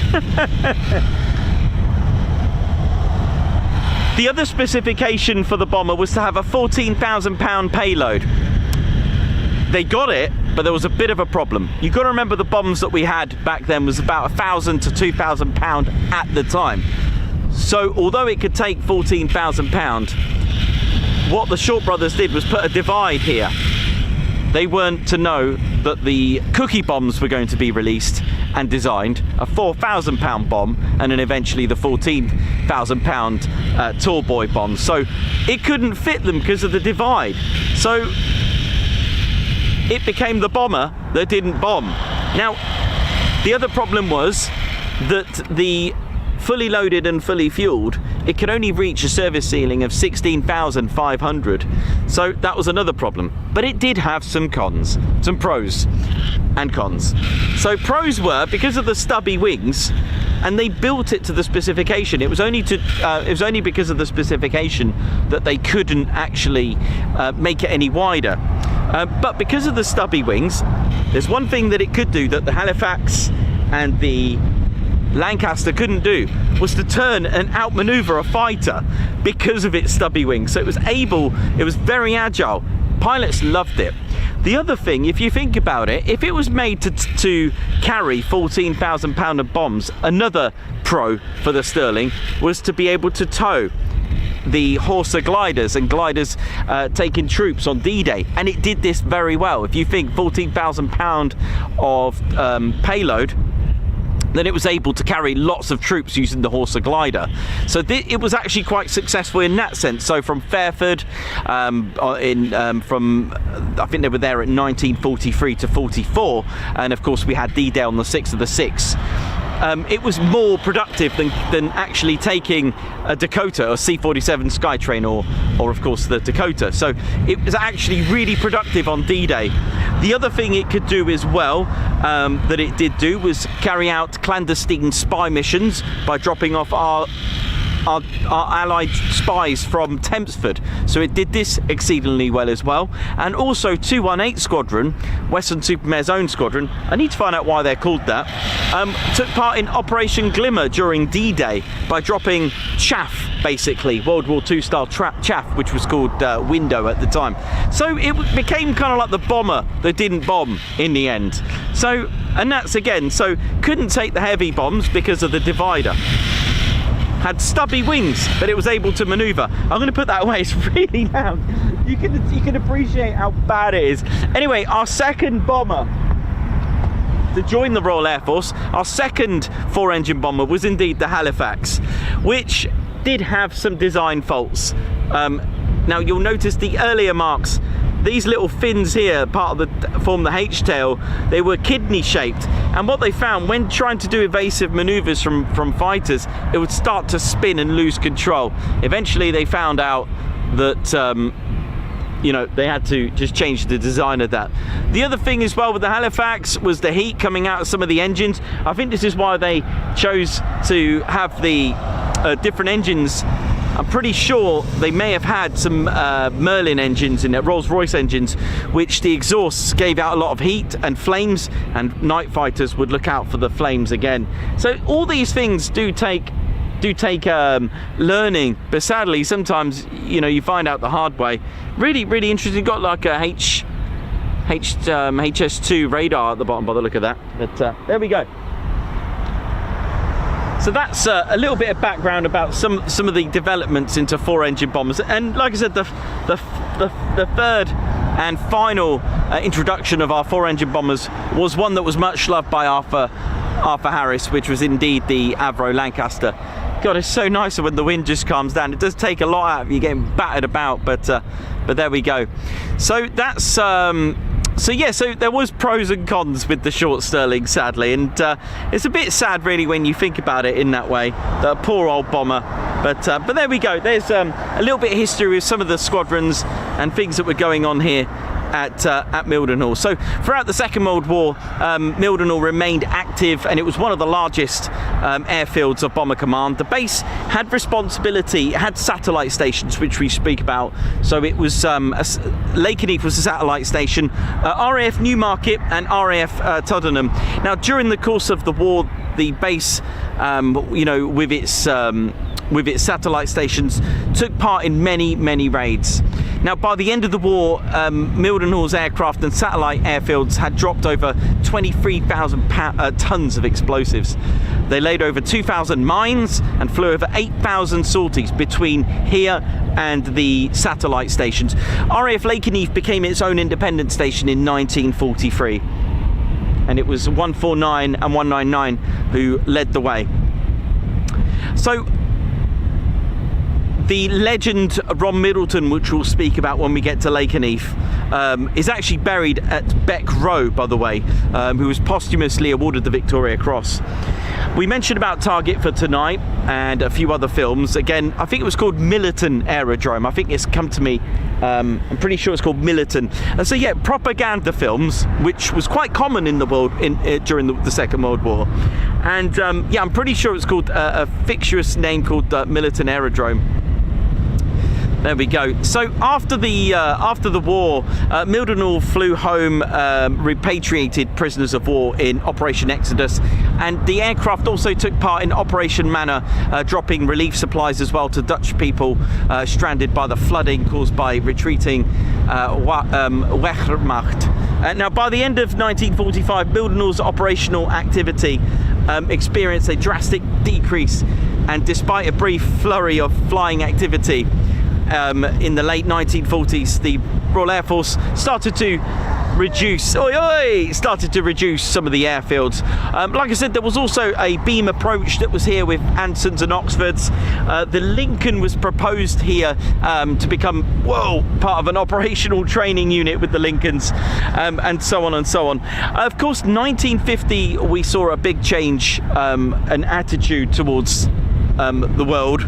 We had a Strategic Air Command here, and between 1950 and 1958 Mildenhall was a joint, or 1959 sorry, was a joint operation between the Royal Air Force and the United States Air Force, which was of course Strategic Air Command during the Cold War. The initial Strategic Air Command of Mildenhall was here with 75th 11th Air Base Group, which was later designated to the 3910th Air Base Group. They were activated on the 11th July 1950. Now, as far as aircraft are concerned, we had the souped up modified B-29, which was indeed the B-50D Super Fortress. This was equipped by the 2nd Bomb Wing, and they arrived on a temporary basis from Hunter Air Force Base in Georgia on the 4th of May 1951. Other strategic command bomb wings were here, the 22nd Bomb Wing, the 93rd and the 509th Bomb Wings that were here, again on a temporary rotational deployment. In 1953, Mildenhall mission changed from B-50s to the KC-97s. It was to support the B-47 Stratojets that were based at Fairford. There was also jets or B-47s with the, I'm just like to think, RAF Brize Norton as well. So the Strategic Air Command departed Mildenhall in 1959, and that gave way to a sole operations of the United States Air Force, and its runway capabilities no longer met the requirements for its new aircraft. So on the 17th of July 1959, the Strategic Air Command and USAF that was formed reached an agreement facilitating and subsequently increasing the 3rd Air Force's role in making operational decisions regarding USAF units in the UK. Now, on the 1st of September 1959, the 513th Tactical Group took over host unit responsibilities. Then in 1965, we welcomed the arrival of a beautiful aircraft known as the Silk Purse. It was an EC-135H Silk Purse, and it was part of the 120th Airborne Command and Control Squadron, previously stationed at Châteauroux Air Station in France. So we had quite a bit of a change here. So in the 60s, we've also had the 513th Tactical Airlift Wing. We had troop carrier wings here as well, and other squadrons operating the C-130s, the Boeing EC-135H Silk Purse. And then for the next few years, right up to the early 70s, the base added its list of tenants and HQ. In May 1969 as well, saw a change of other aircraft and transport aircraft. There was C-130Es here, and of course the legendary 306 Strategic Wing and Detachment 4. The SR-71 Blackbird was here. This really homed in on giving a real landmark for Mildenhall, that this was significant for Mildenhall's history, and it came with the arrival of what's called Detachment 4. And this detachment had to be, you know, with its two SR-7, I think it was two. Was it two SR-71 Blackbirds that were here? I'm just trying to think, was it just the two? But each mission of that had to be signed off by our Prime Minister then, Margaret Thatcher, had to be each one. And the 9th Strategic Reconnaissance Wing in 1976 controlled the U-2s and the SR-71s, which when I was a kid, that was my favourite, because I got my book and it said the maximum speed. It's good. But I was confused as a kid in a way that I didn't understand why it didn't have any armament. Didn't realise that going, what was it? Two SR-71s. Thank you. Thanks for confirming that. 1978, the 306 Strategic Wing of SAC transferred to Mildenhall to Ramstein Air Base. There's a lot that is tied in with all the bases around here, which makes it really fascinating. You've got the 306 Strategic Wing, and then of course February the 1st, 1992 saw the arrival and a revisit of the 100th. The bloody 100th, that's what I was trying to think of. Now, they were once based at Thorpe Abbott's, and they were flying this. Let me just show you, for those that don't know about the 100th's legacy. One sec.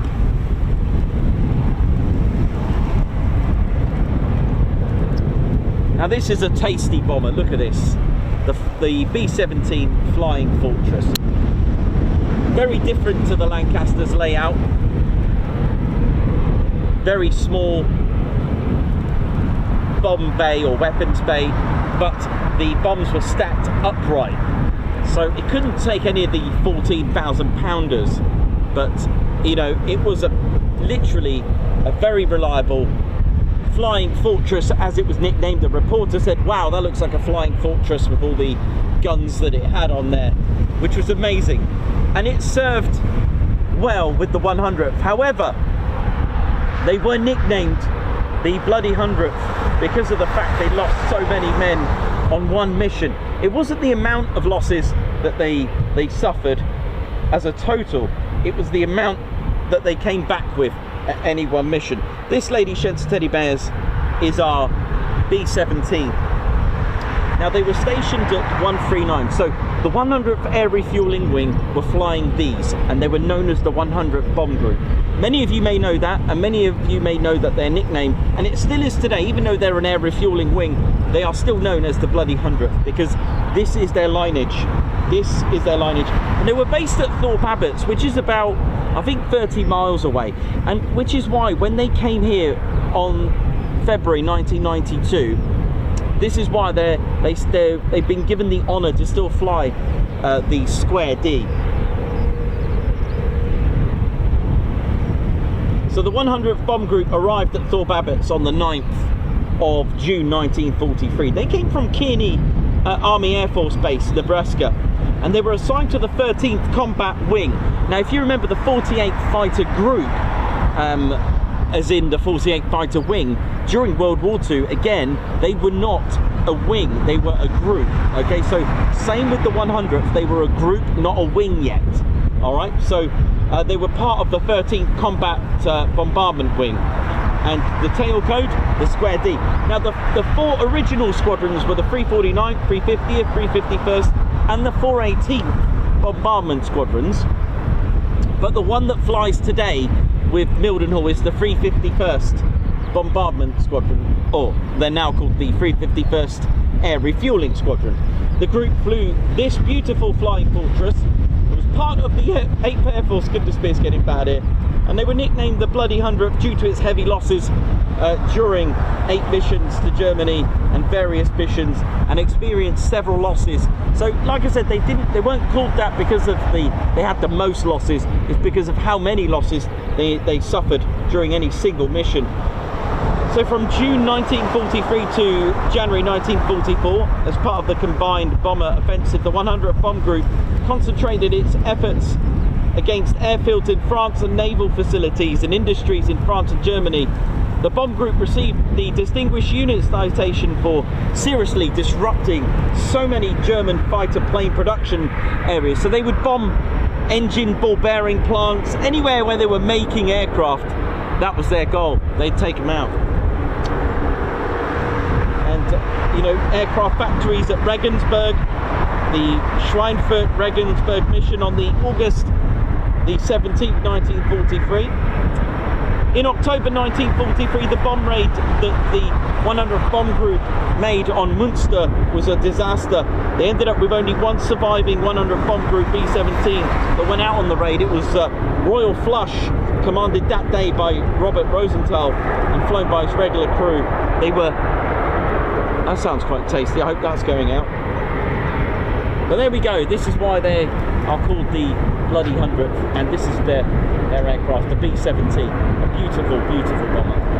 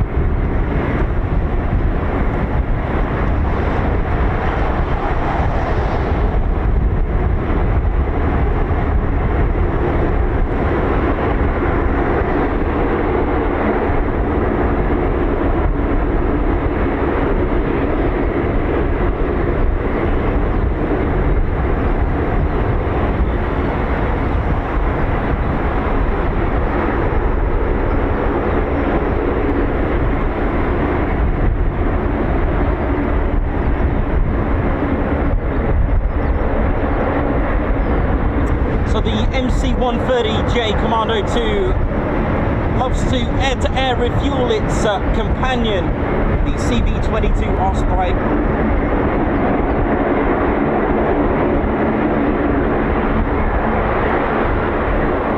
Oh, the wind is absolutely awful, trust me. Oh my gosh.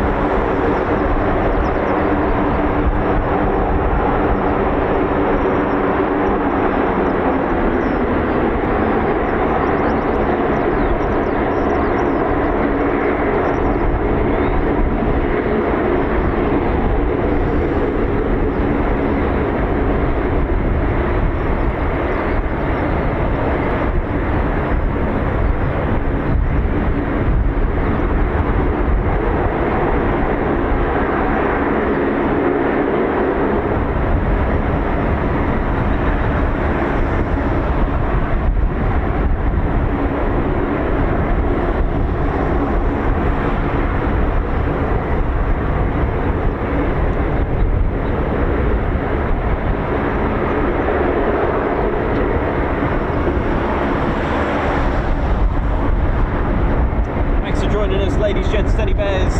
Don't forget to hit the like button and of course subscribe to your one and only 10 Conning Speed channel. You know how it is.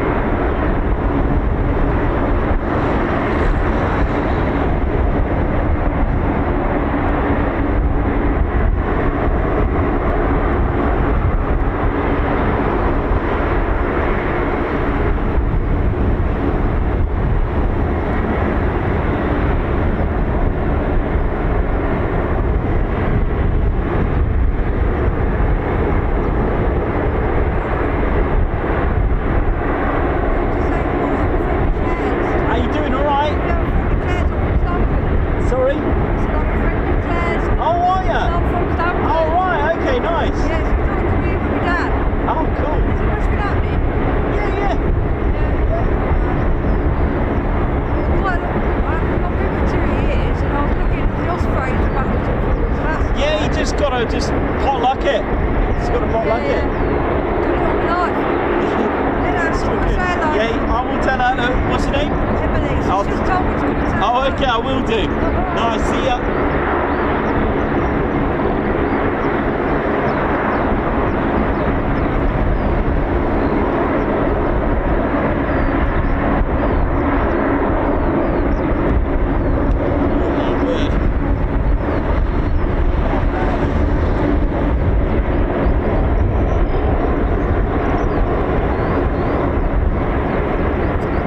Taxiing very shortly. Here we go. Come on.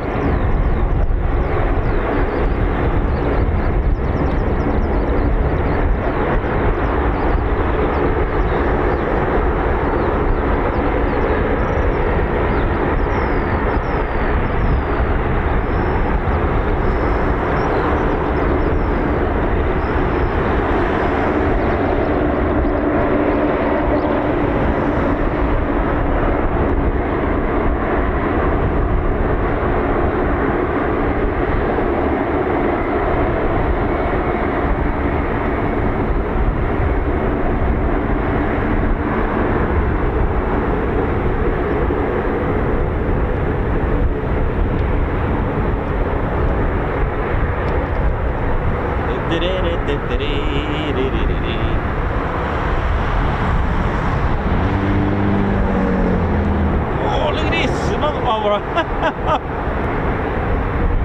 Look at this! Is there going to be two? This is going to be good, isn't it? Wow!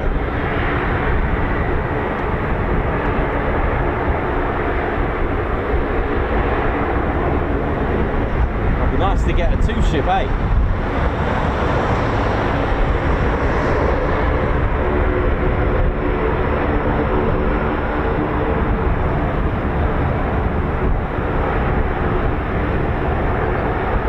We're not, we're getting two in one. Yeah, let's have it. Just when you think, eh?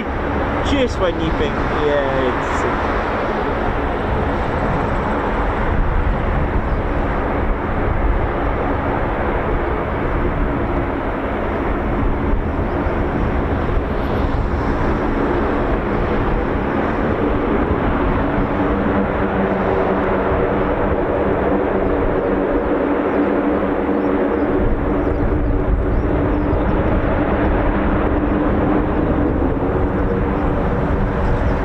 ramp is open, right? Oh.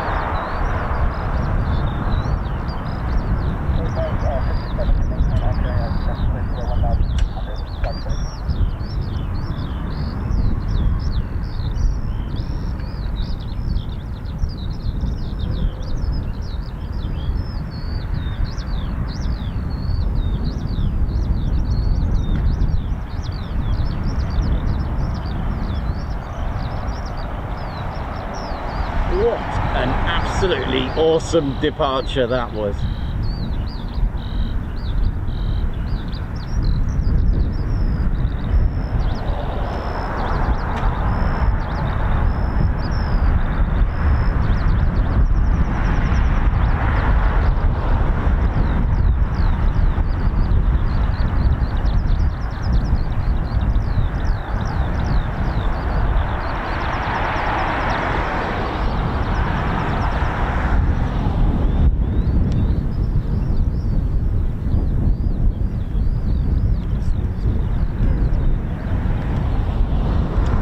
Simply exquisite, absolutely delicious that was, wasn't it? Awesome, man.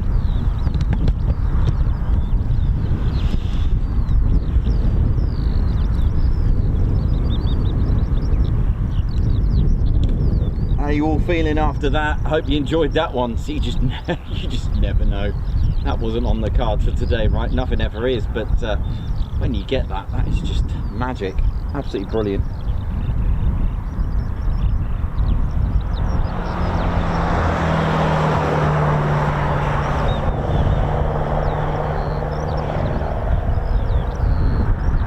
And it was great that they took off in close proximity so I can keep them in the shot together. You know, it wasn't a large spacing between the departures of the two. That was really good, and it's nice I was able to get them, you know, both in shot, so that worked out well. I'm just going to go and grab a quick bite to eat. I'll be right back, ladies, gents, teddy bears. Thanks for tuning into the Ted Coningsby channel. I hope you enjoyed it. See ya.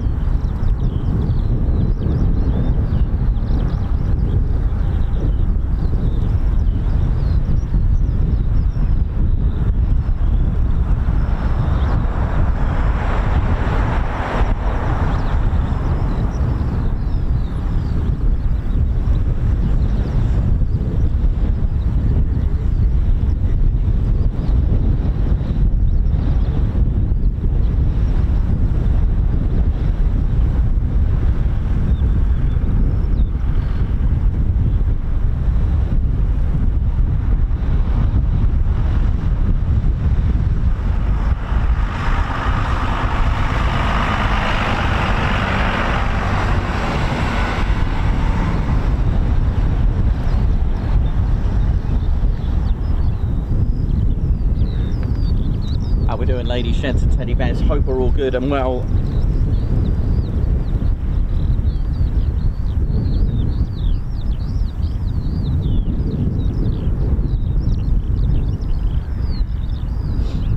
God, that was a lovely cup of tea and a lovely, lovely little break there quickly.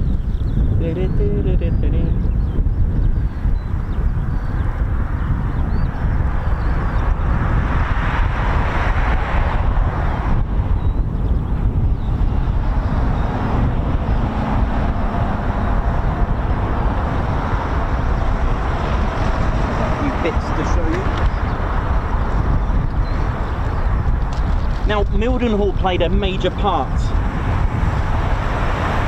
as a base between 1946, or at least in Mildenhall's sense, from 1950 right up until 1992, or even 91 as far as the base is concerned. And we've always spoken about this, we've always spoken about Strategic Air Command, and you know, not many people know what that actually is or means. Strategic Air Command, literally, peace is our profession. Now, Strategic Air Command was literally a, shall we say, a deterrent and specialized, specified command of the United States Department of Defense. Strategic Air Command was the operational establishment in charge of America's land-based strategic bomber aircraft and land-based intercontinental ballistic missile ICBM strategic nuclear arsenal from 1946 to 92. Now, Mildenhall was part of the Strategic Air Command from 1950 all the way to 91, when the arrival and a new designation, a new role for the base was to set upon with the 100th Air Refueling Wing. Strategic Air Command also controlled the infrastructure necessary to support the strategic bomber and the ICBM, the intercontinental ballistic missile operations, such as aerial refueling tanker aircraft to refuel the bombers in flight, strategic reconnaissance aircraft, command post aircraft, and until 1957 fighter escorts. Now, I've got some memorabilia from there. So there's a Strategic Air Command. Let me just turn this round a little bit there now. Let me see if I can zoom in. There's our Strategic Air Command. So this is a genuine US Air Force Strategic Air Command badge. And as we mentioned, that Mildenhall played a major part in the Strategic Air Command during the time. Oh, sorry. Hang on, there we go. Trying to hang in there for myself, look. But it's lovely, isn't it? Look at that. And it's literally, and also, you know, Britain had its Thor missile sites as well. Strategic missile. There were lots of Thor missile sites as well. So, you know, this was something we've covered it from RAF Harrington. And if you ever come across a squadron patch with SM on it, strategic missile, that is quite a rare one. Of course, those that have served would have one, but wow. So we're talking about B-29s when the 93rd Bomb Group rotated here with the 509th, the 830th. In 1951 we had the B-50s. I'll have to get some of these examples, you know, these are more aircraft that I can get, the KB-29s and eventually the KC-97Es, because obviously if you've got strategic bombers, you've then got to provide them with fuel up in the air to increase its range. You've got the U-2, SR-71 Blackbirds, everything was here. The Silk Purse, the RC-135H, BC-47s, B-47 Stratajet, everything was here. Everything. And I've got something else to show you as well. I believe these are dated during the Cold War. Strategic Air Command, we've got these rank badges as well. Look at these, for those that know. I'm going to write them down next time, but also these, the bottom ones date back from World War II of the US Army Air Force. This one here, look at these are genuine US military, these are genuine, and I'm proud to, you know, be able to give you as much as the history, but to be able to show you all of these. Look at these. nice close-ups there. This one's the flight surgeon. This one here.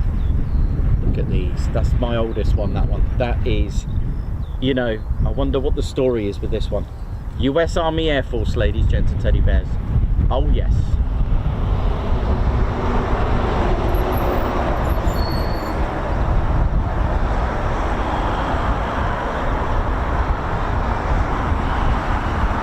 I shall just put them back safely. I'll be right back.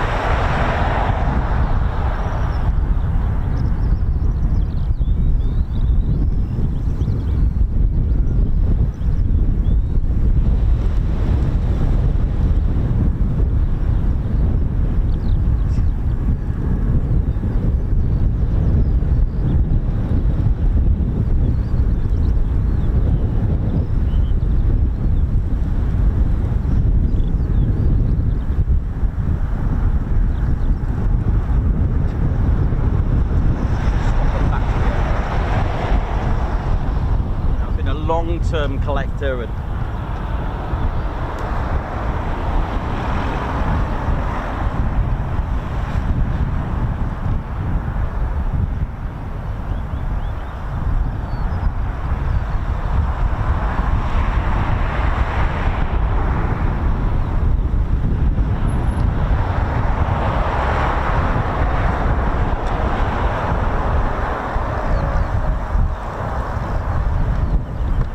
swap mags quickly, 1 second. See if I can talk to you about the insignias there. You know, as much as I learn, I like to collect. I do have a prospect of, you know, for the future, for my retirement, to open up. I mean, at first I wanted to be a volunteer at a bomb group, you know, in a heritage centre. That'll be my retirement. But now, with all the insignias, artifacts, memorabilia that I have, historic as well as modern. I mean, I've even got B-1 Lancer pilot gloves, genuine US Air Force gloves. Not many people get them. These are handed down from our fans and pilots and airmen as well, you know.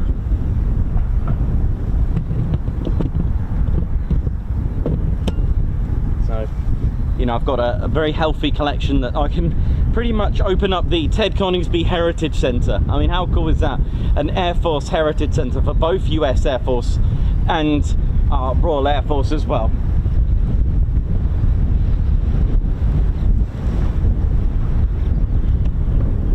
They are, those that I showed you, those insignias and ranks and badges, they are genuine.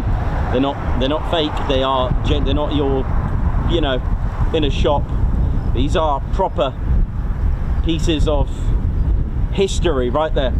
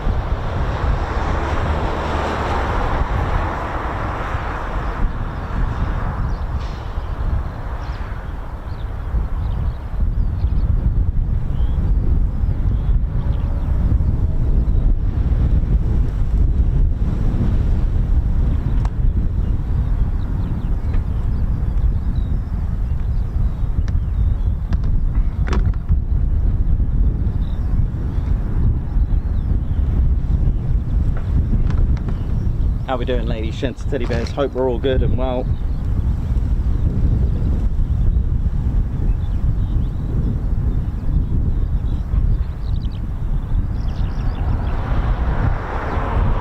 I was going to show you again, we'll start with the bottom one.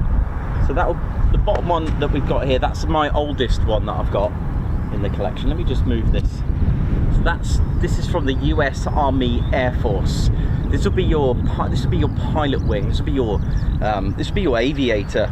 This one, which is pretty special. You know, that's dating back. It's quite, you know, dating back to World War II. That one there for sure. I'm pretty confident with that one. You know, as far as what I've been studying and researching with that. So that's the bottom one there. Which is, you know, pretty spectacular. Of course, wings of today have changed a little bit. Let's go with the top one there. That'll be your almost like a command pilot. That's quite high up. That's quite tops. You know, almost like senior level. This one here will be today. It'll be like a senior navigator or aircraft observer. This one here. That one in the center of the screen. This one is more medical, so like a flight nurse. I think that one pretty cool. But again, they're probably some of the these bottom three are probably dating back to probably just towards the end of World War II, if not Cold War era. You can kind of tell by the they just look older, don't they? But I'd say that was the case. I would probably safely date these, especially that bottom one, to anywhere between 42 and 44, just as a guess on those. But there we go. And then you've got, I mean, the astronaut ones as well are quite similar to these as well. But I don't want to go down that route because that'll open up new doors. But that one there will be, the top one there is a command, like a command pilot, and this one is of a senior level. This one here in the center. What I'll do, I'll write them down here so you can have a look at. Maybe we can do that. But again, when you start changing era, the modern ones, they haven't changed that much, to be honest, but of course it is something that, you know, I've got to be, you know, just trying to do my best to give you that. But this one here is a master. That top one there is probably master, I would have thought. That is a master one. That's not your, you know, that's quite high up, that one there. I'm just trying to remember these off the top of my head, but there we go. It's kind of done in order of hierarchy, shall we say. So you start off with your pilot, and then it works its way up, I guess, perhaps. But that's quite nice, isn't it? But these are genuine. These are the real deal. No messing about.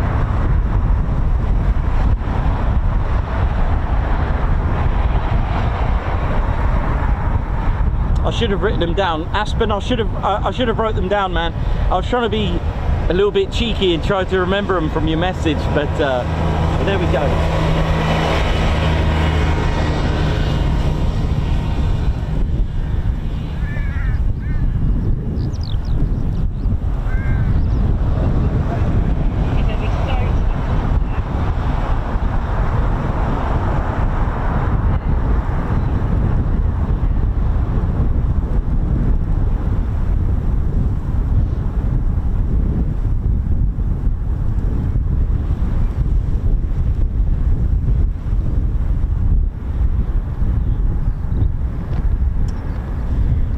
Hasn't been too bad. I mean, the highlight, of course, was the two-ship departure of the MC-130J Commando 2s. They were just spectacular, weren't they?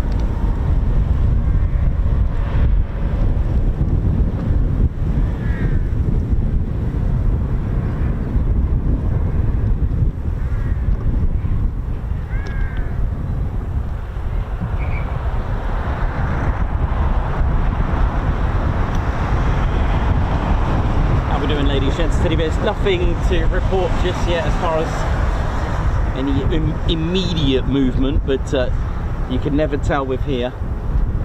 I mean, look what just happened with the two ship. That was amazing, wasn't it?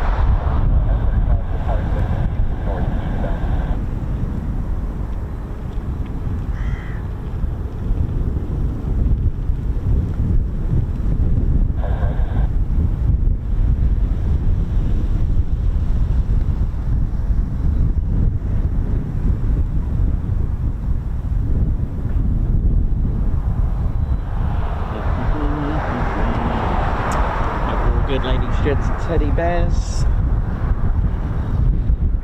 What up? How we doing, y'all? My name's Casey. How we doing? Just thought I'd take a quick break. I'm from West Coast. That's right, California. And I hope we're all good. What up? That's right. Not many people even know what LRS do. That's right, part of the QA. Quality assurance. That's what we do. But our motto is, we got what you need. That's right. I'm walking around. Someone asks, hey, have you got a part? Have you got any bolts, nuts, and bolts for you? I'm like, I got what you need. You know, I got what you need. If you need a boomstick, I got what you need. If you need anything, check it. I got what you need. How we doing? That's right. And I'm part of the 100 LRS. That's right. Logistics Readiness Squadron. I'd like to take you one day behind the scenes so you can have a look at what we do. And also, with your experience, you can also bring it in. That's right, from all trades, whether you got a bucket or a spade, bring it on. Show us what you got. Come and bring it in. Our mission here at the LRS is to process aircraft parts in order to maintain an accurate supply system on base. That's right, each day we receive items classified as DIFMs or DIFMs, due in for maintenance. That's right, we color coordinate them as well when we get parts from red, yellow, brown, blue. Each color means something. If it ain't good, it ain't gonna fly. If it ain't right, ain't good for the flight. That's right, so we color coordinate everything. Everything is protected, even on the front line as well, even on the flight line. We got what you need. That's right. Part of the material management flight from the FSC Airmen, we're responsible for tracking, inspecting, verifying, delivering, and pickup of all aircraft parts on base. So we're kind of like, what you call it? What do you have here in the UK? You got Argos. That's right. So it's kind of like, all right, need that part, need that part. And we're like, we got what you need. You don't have to queue around here because the queue is already in with our QA. That's what we do. How we doing? What up? But our parts, let me just give you a little definition. We got unserviceable repair, and these are items that are unable to be used on the flight line, so they're used and repaired. Unserviceable, condemned. Oh, no, that ain't what you need. Items such as this are unable to be salvaged and must be disposed of appropriately. So we also got serviceable parts, items that are repaired or received by the FSC and then they're put back into rotation. Maintainers for them to use. So we got what you need. You can bring it in. If you want to become part of the QA, come and join us with the 100th LRS. You know how it is. We got what you need. Everything's all organized. And if you got some experience in the background, come and show us what you got. We got what you need. You know what I mean? What in Salmon's name are you doing, boy? Creeping up like that behind me? Scare the fur out of me. Dang ya. I got what you need.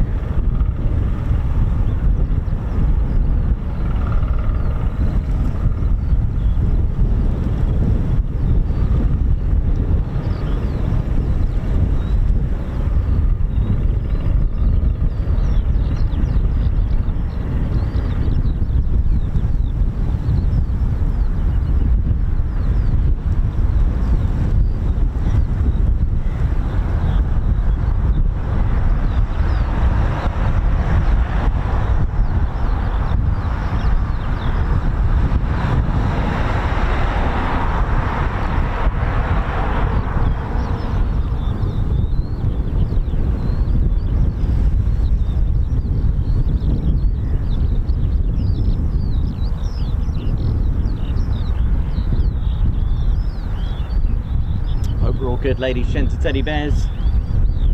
How's it all going? Hope we're good. And well, right, what else we got here now? What else are we going to get today before we finish up?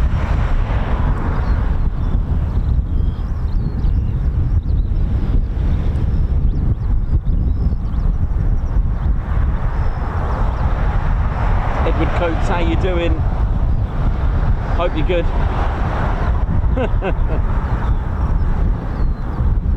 Noxy, all is good and well.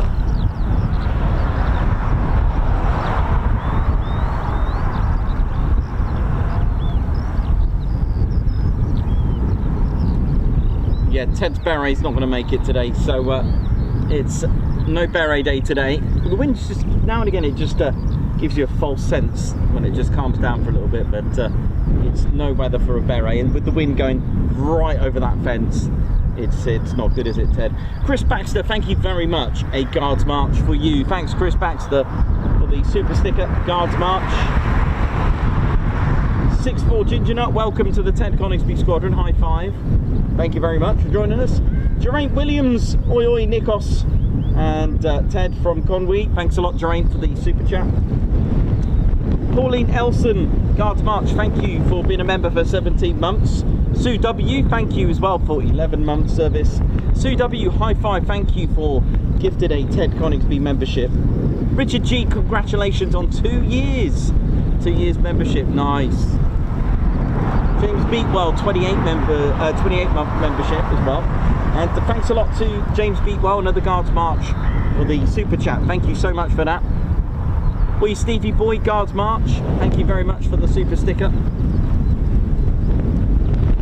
Goodness me, that's strong, isn't it? Wow. Woo.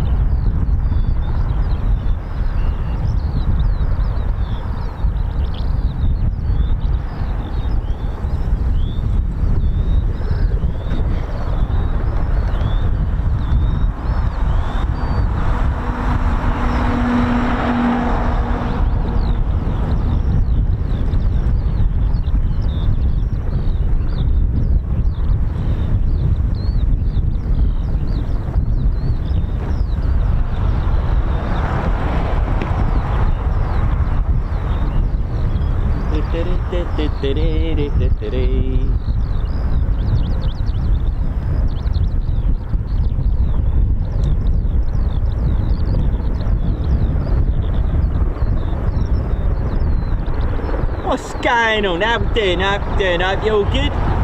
My name's Grand Crew Drew. How you doing? Goodness me, again, Mork and Mindy one more time. It's not good for me, Barnett, is it? How we doing? Hope you all enjoying the show. Just been chatting to Casey.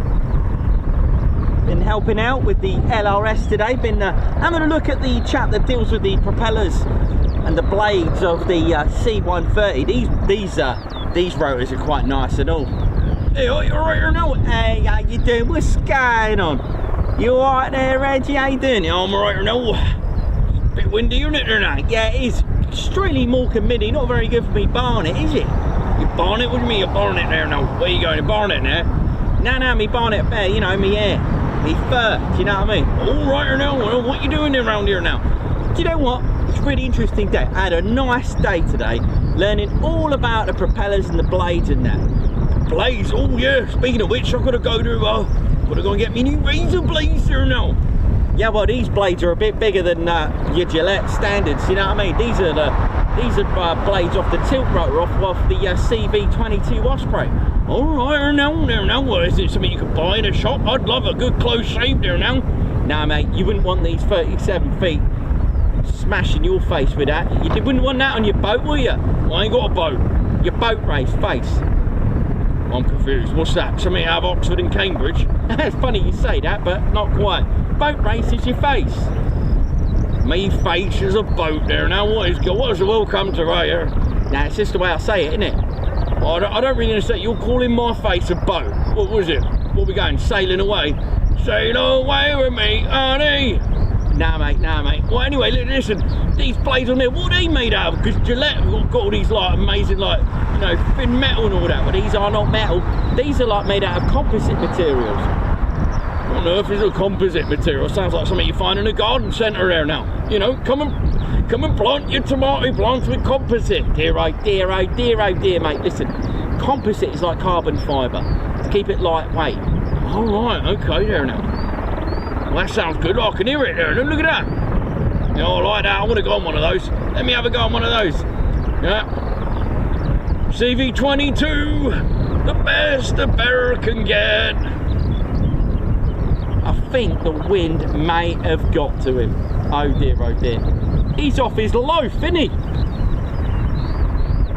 Hey, oi, I'm back there now. Every time I go to Milden, all right, I always have this like appetite for a bit of KFC there now. Really? Why is that? Well, I don't know, something about those boxes over there, they're like a big bargain bucket there now. Oh, the other day Nick said about compressor. I think the KFC bucket compressor's chucking. Well, why is that? Well, the bucket is like never ending. And like, it claims to have all this mighty bucket and all this chucking that's never ending there now. Well, something like that, I guess so, isn't it? All right, well, listen, I'm off to the shop there now. I'm off to the kebab shop. A lovely kebab shop there now. See you all. I really don't know what to say, everyone. But anyway, I hope you're all enjoying the show. But yeah, the blades, oi, how you doing?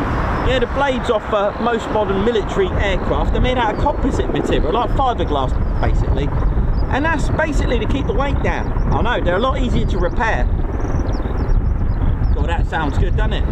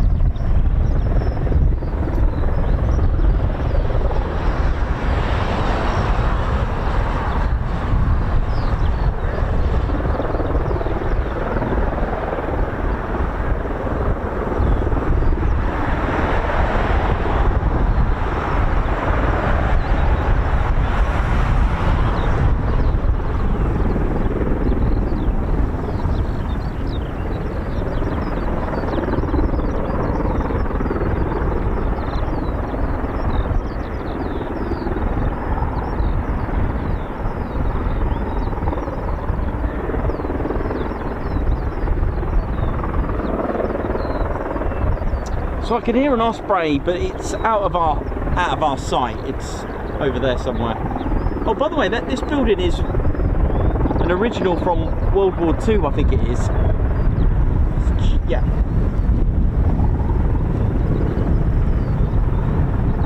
Look at that. Beautiful, isn't it? It's an original.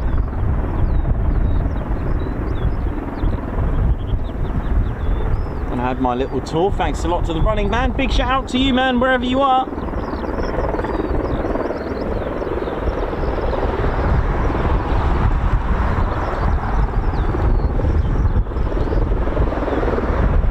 Gucci man, how you doing? Hope you're good.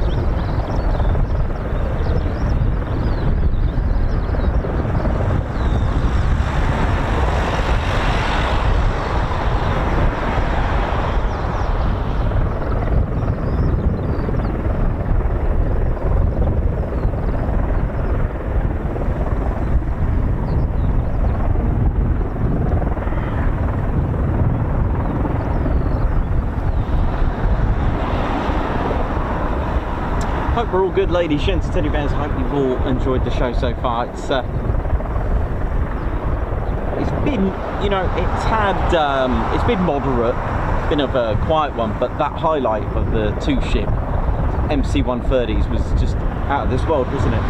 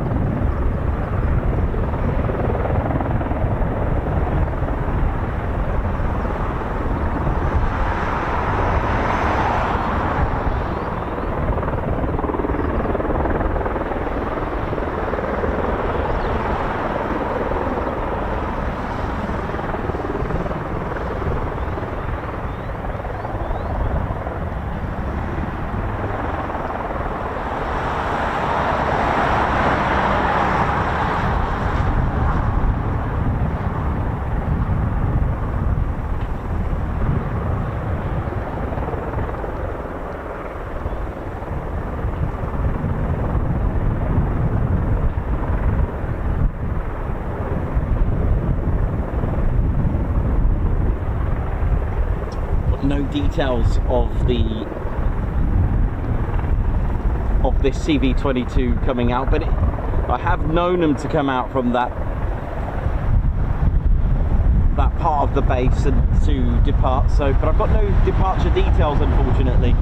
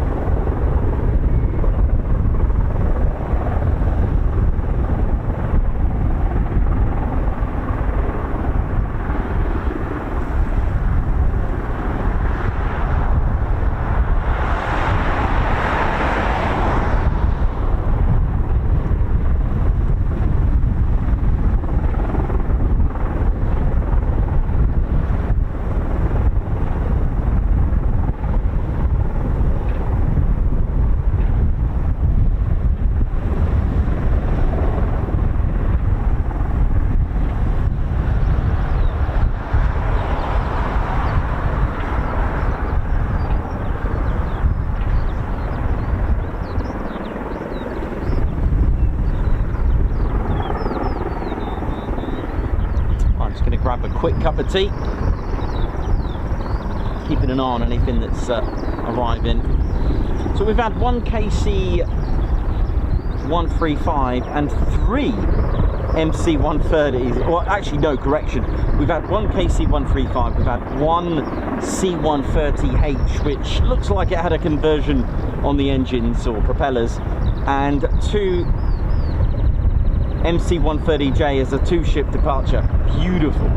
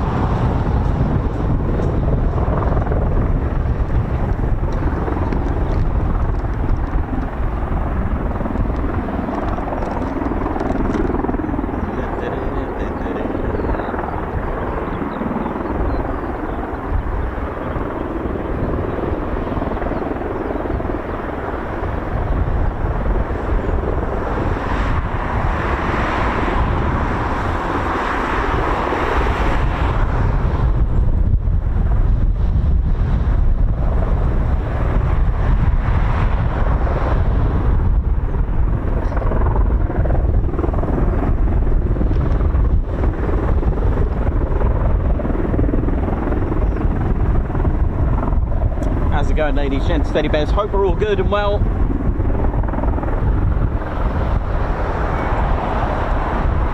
Just having a look, see if there's anything due in.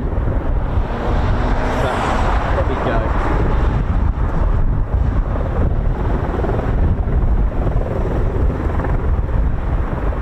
Doesn't look like there's anything in the near sort of hour of anything coming here, but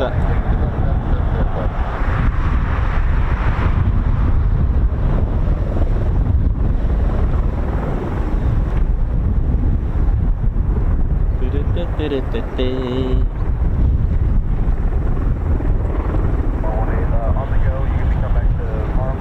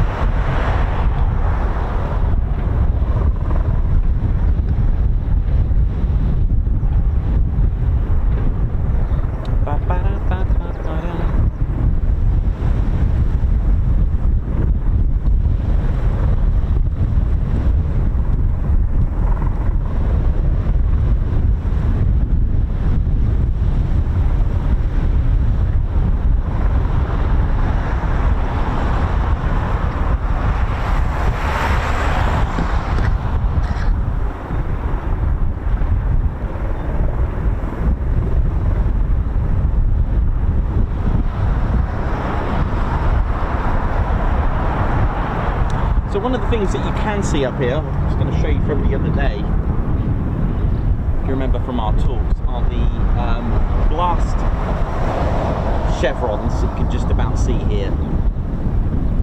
So you can see them now here. This section is made of softer material. You can't take off from it, and it's to protect the distance of what's further down. So, for example, we've got a campsite over there. What's this thing here? All right, I thought something had blown over, but you've got a campsite there. Of course, there are roads, farmland. There's, you know, main roads, for example, Lakenheath, a road by Coningsby, but you have lights. This is why some have lights at the end of the approach or of the runway. So these chevrons are the blast part area. You can use it as a taxi to turn round. You cannot take off from there. These chevrons refer to the chevron markings are the blast chevrons on the runway, and related to areas designed to reduce the erosive effects of jet blast. Now these markings are generally, like you can see, yellow and indicate pavement areas that are unusable for landing and taking off.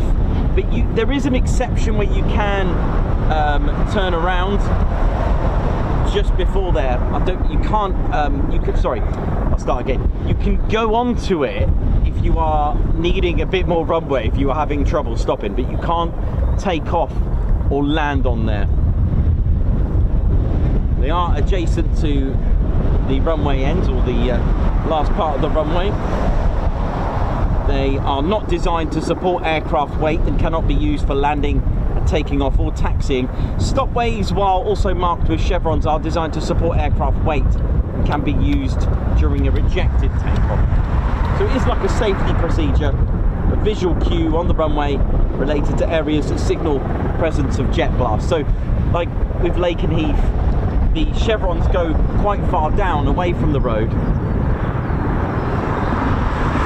Thanks a lot, Perry. Also known as the underrun here at Mildenhall.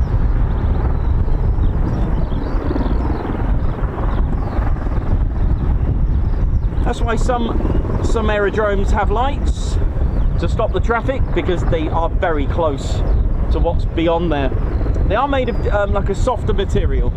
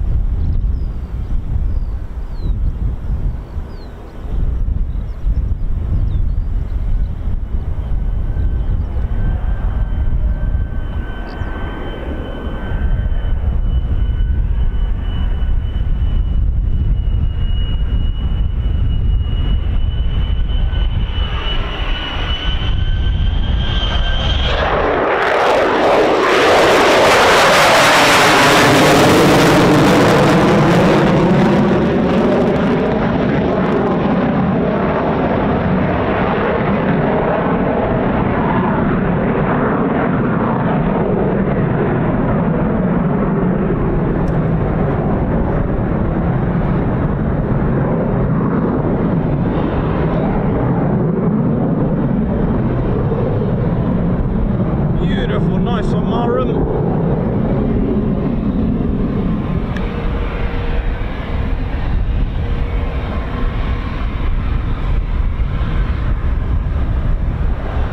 Nice to get a little bit of F-35B, probably my first one here, an F-35B that is, doing a practice diversion.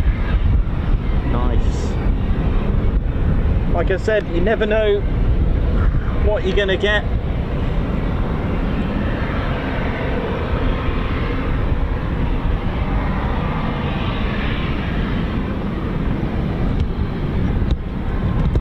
Beautiful.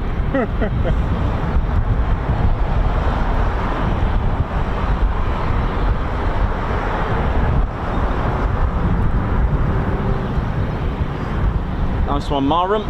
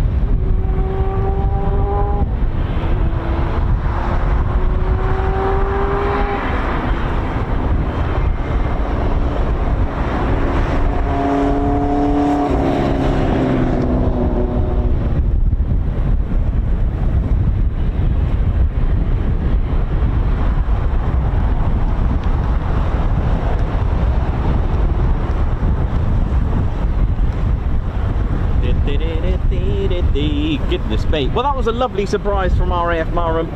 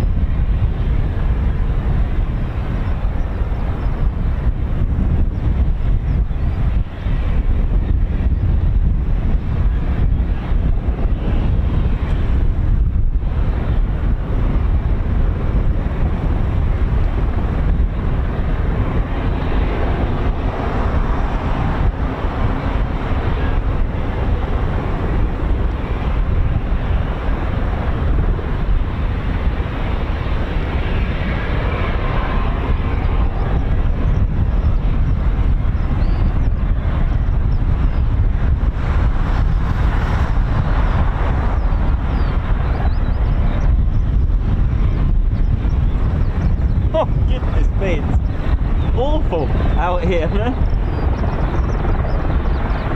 You can still hear the CV-22 Osprey.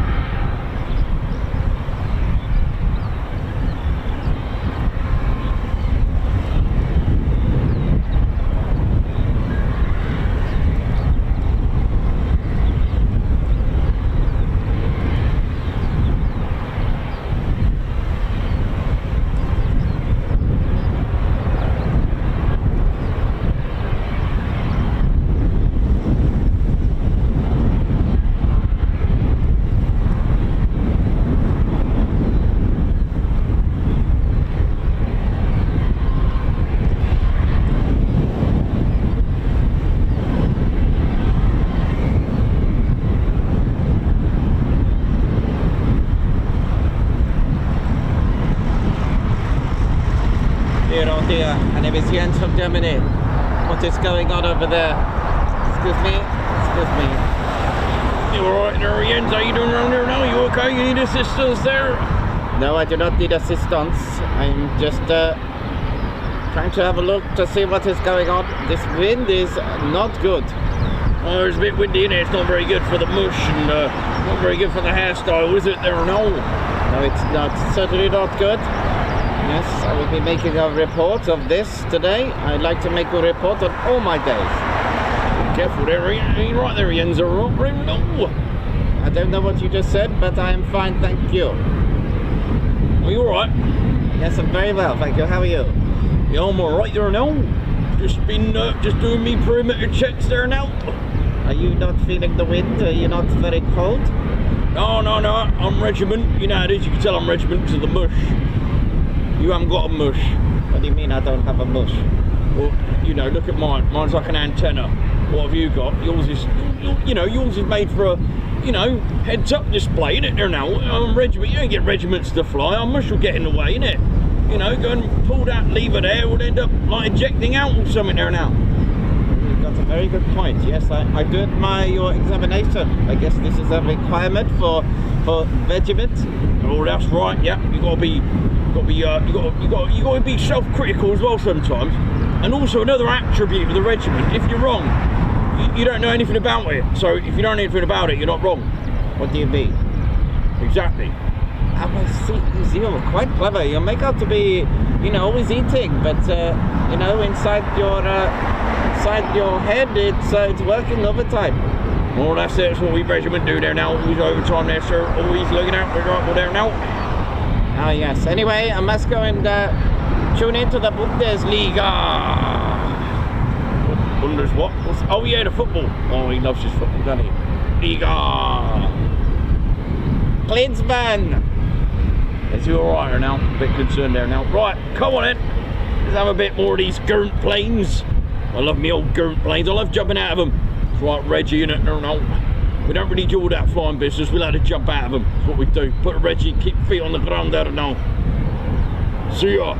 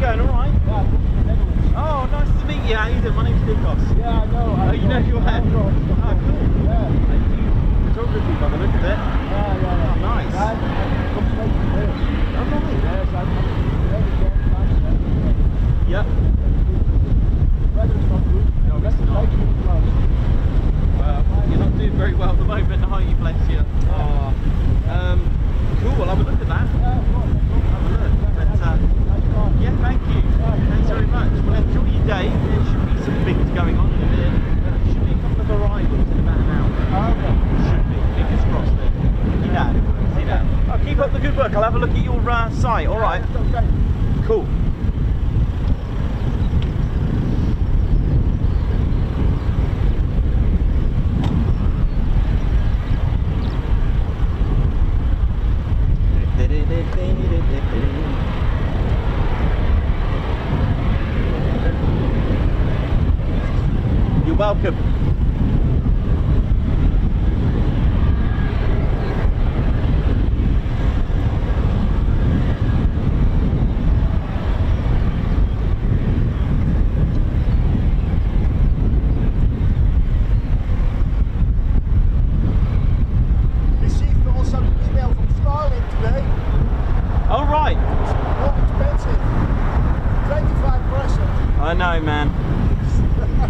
can you do? Yeah. Oh no, terrible. Yeah. See you, man.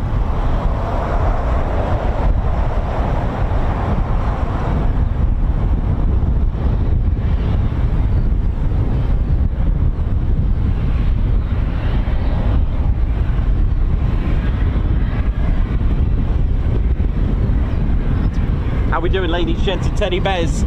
So, while at RIAT, it would have been, sorry, not RIAT, while at Cosford after the show,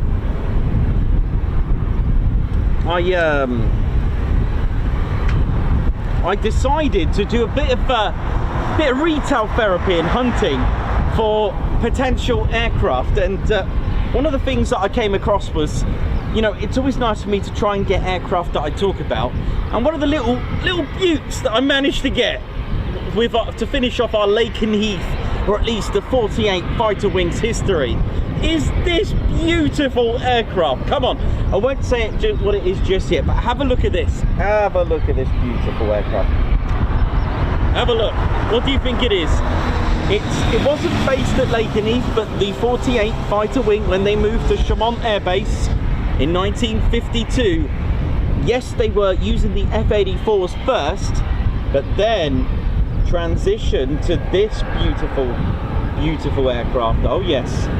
So within a year of activation and turning into a wing, because the 48 for a fighter group, they became a wing in 1952, and in 1953 the wing transitioned to this, the F-86F.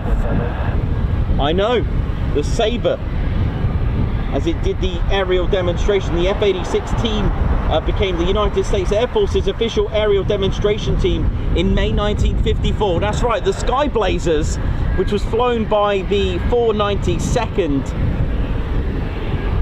Fighter Bomb Squadron, because they were a fighter bomb wing at the time.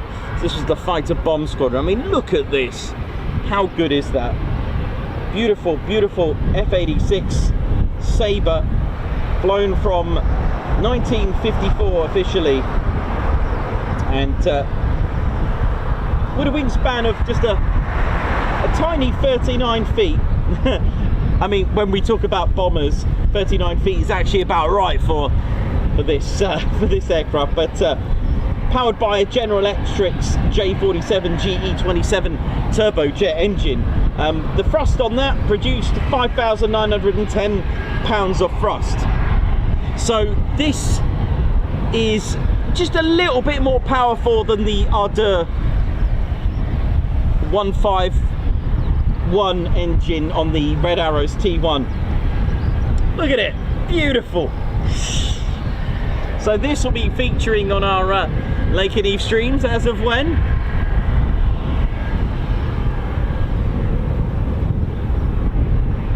I had to get it. Nice solid die cast swept wing.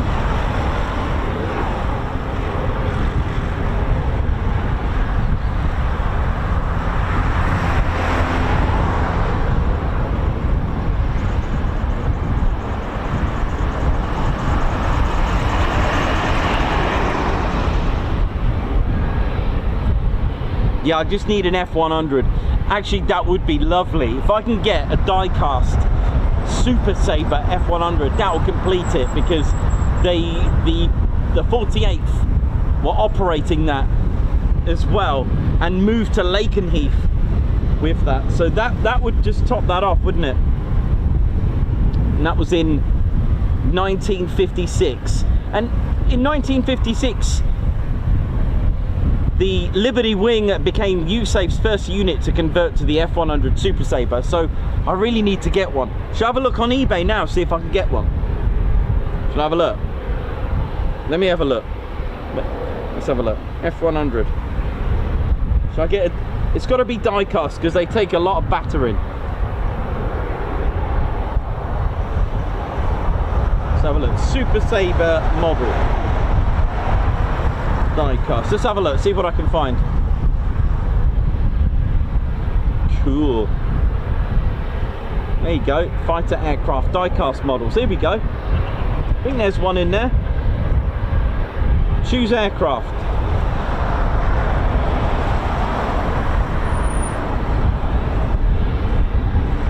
Yeah, they got an F-100C Super Sabre. Oh yeah, they got it. I could get that one.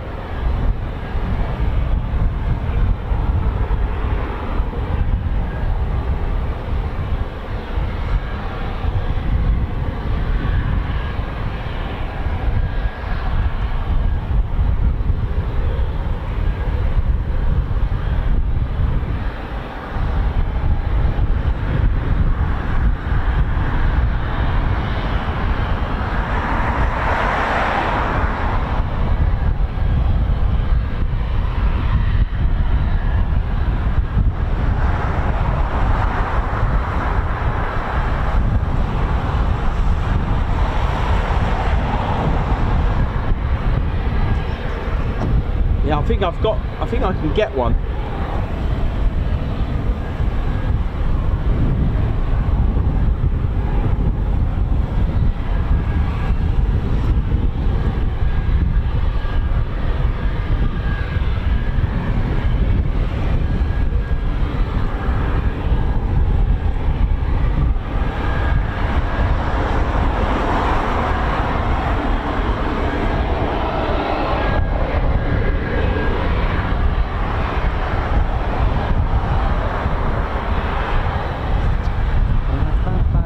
We do take donations as well to keep our model aircraft going.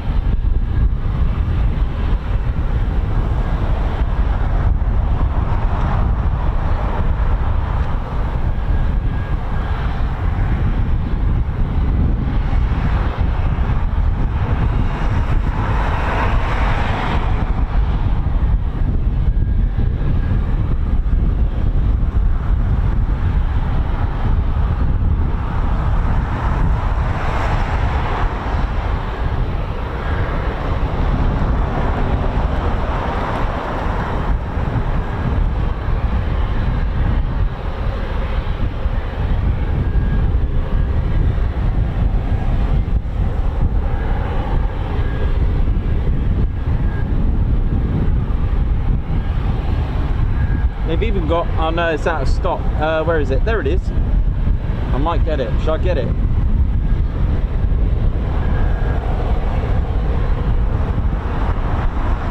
He's going to do it. I'm just going to quickly check out.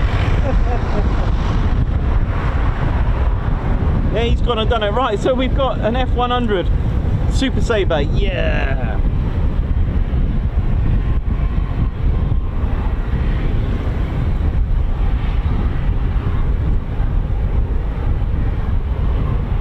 So that'll be, oh, what's this as well? What is this?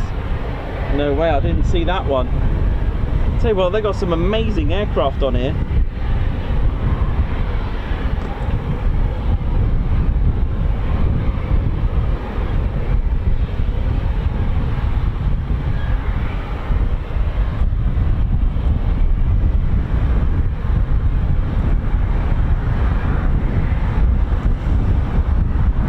Oh wow, they've even got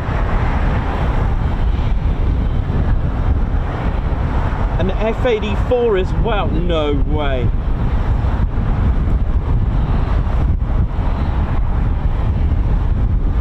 And a Gladiator. Nice.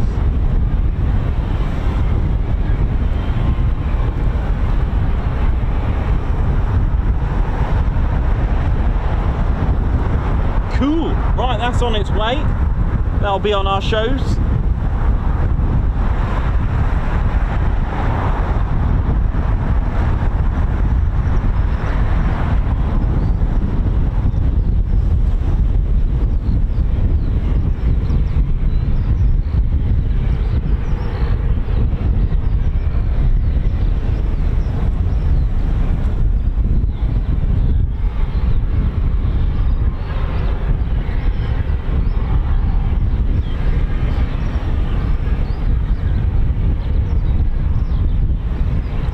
See it on your screens very well, but that's the one I've got. That one.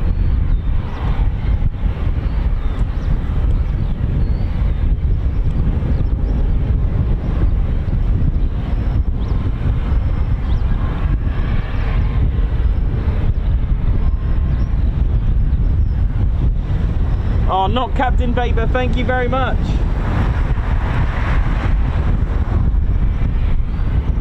Oh, bless your heart towards the model, thank you. Thank you very much.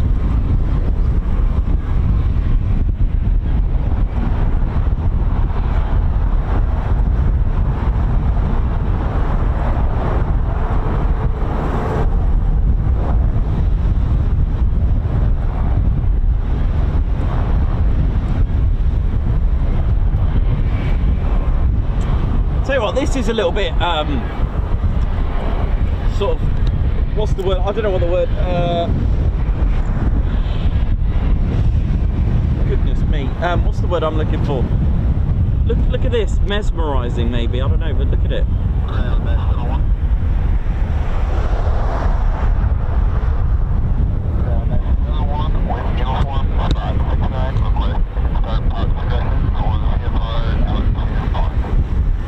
Cool.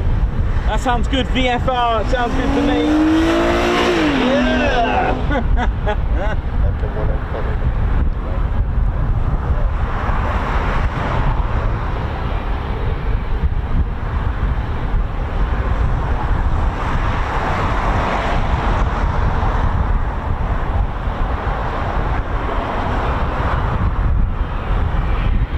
Okay, so looks like we've got a bit of Osprey action as well coming up. Engine start approved with the VFR, visual flight rules. So Osprey time with a departure. So we'll hang in there now for this.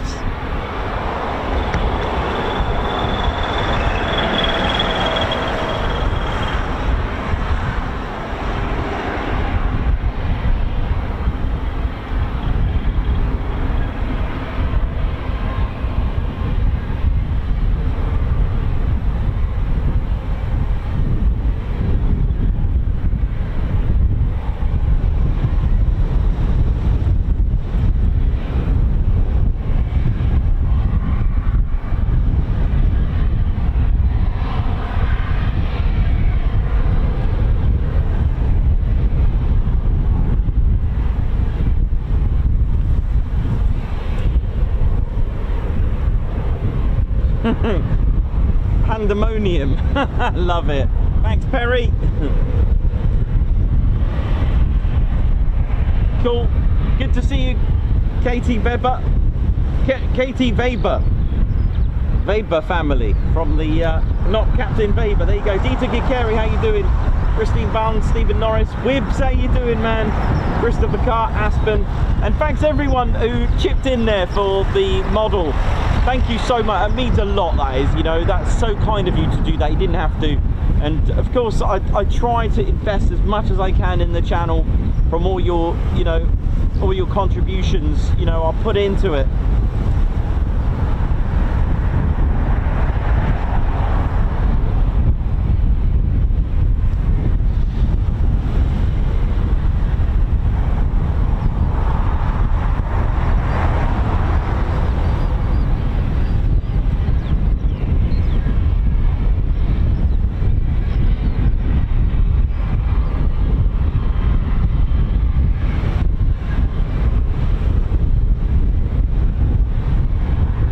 Here we go.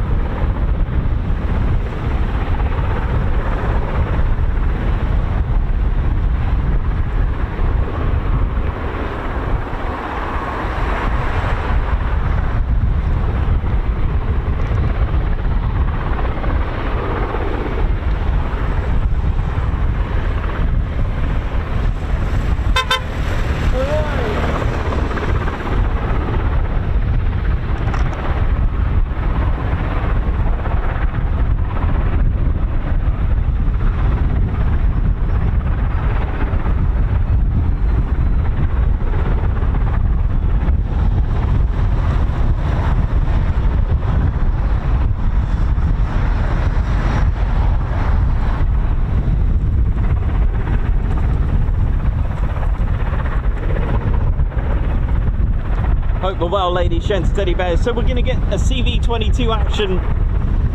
We haven't had a KC-135 today from, as in based at Mildenhall, but we have seen a KC-135.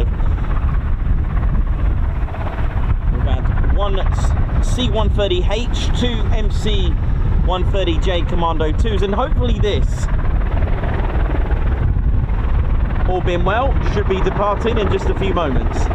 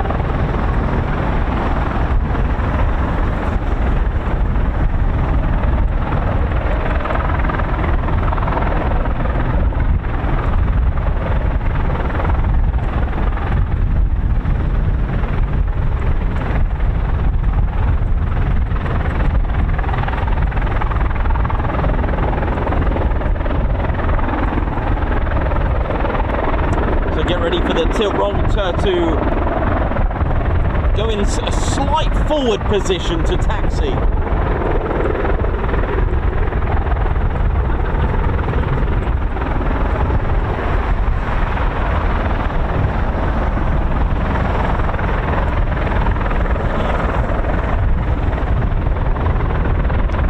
So crew of 3 to 4 can carry 24 troops seated or 32 troops floor loaded, or even 20,000 pounds, that's 9,100 kilos of internal cargo, or up to 15,000 pounds, that's 6,800 kilos of external cargo. It can take an M1161 Growler light internally transportable ground vehicle. Got a width of 84 foot 6.8 inches, 45 foot 10 inches wingspan. Width folded 18 foot 5, that's impressive, with a height of 22 foot 1 inches. Powered by 2 Rolls-Royce T406 AD400 turboprop, turbo shaft engines at 6,150 horsepower, each maximum at 15,000 RPM at sea level.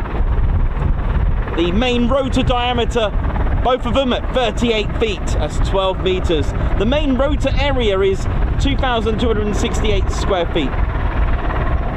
Speed, maximum 275 nautical miles, that's 316 miles per hour, sorry, or 509 kilometers per hour.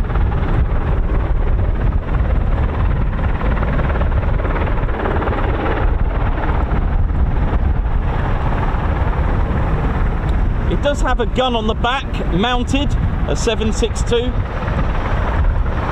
You can also have a minigun, a GAU-17 minigun, belly mounted as well, which is remote guardian system or remote control.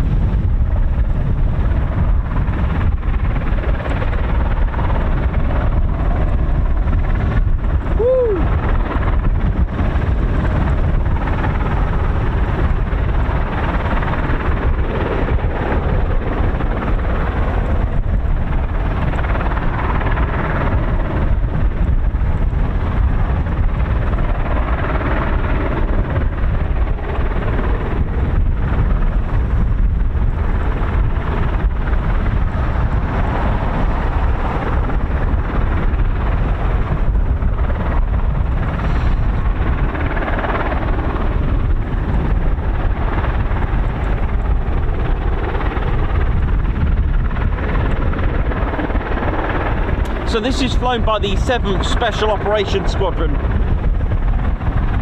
They provide long-range infiltration, exfiltration and resupply of non-conventional special operations forces in undesirable and non-posh locations. Fitted with the advanced electronic warfare systems, terrain following and avoidance radars. It's also got navigation systems allowing them to operate under almost any diverse or adverse weather, anytime, any place, any condition, any mission. Oh yeah!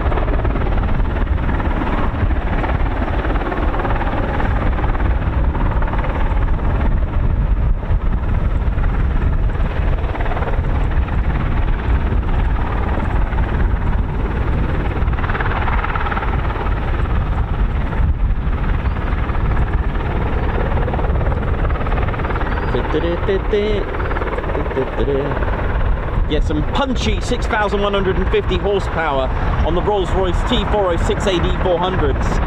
Turboshaft engine developed by the Allison Engine Company, now part of Rolls-Royce. And it powers the tilt rotor, that's right, the Bell Boeing CV-22 Osprey. Very powerful. It's a 3-turbine turboshaft. The compressor on these are 14-stage high-pressure axial compressors. So we always speak about like an 8-stage compressor on the Typhoon's engine. You know, the massive amounts of compressors on the F100 229 PW on the F-15s. The turbine is a 2-stage high-pressure turbine with an air cooling in the first and second stage vanes, and the first stage blade, a 2-stage shrouded power turbine with uncooled vanes and blades. So it's got a max power output, delivering 6,150 shaft horsepower. The overall pressure ratio on this is 16.7. So when you put to the likes of the F-35's huge turbofan compressing air at 28:1 and the Typhoon 26, this is gives you an idea of the compression at 16.7.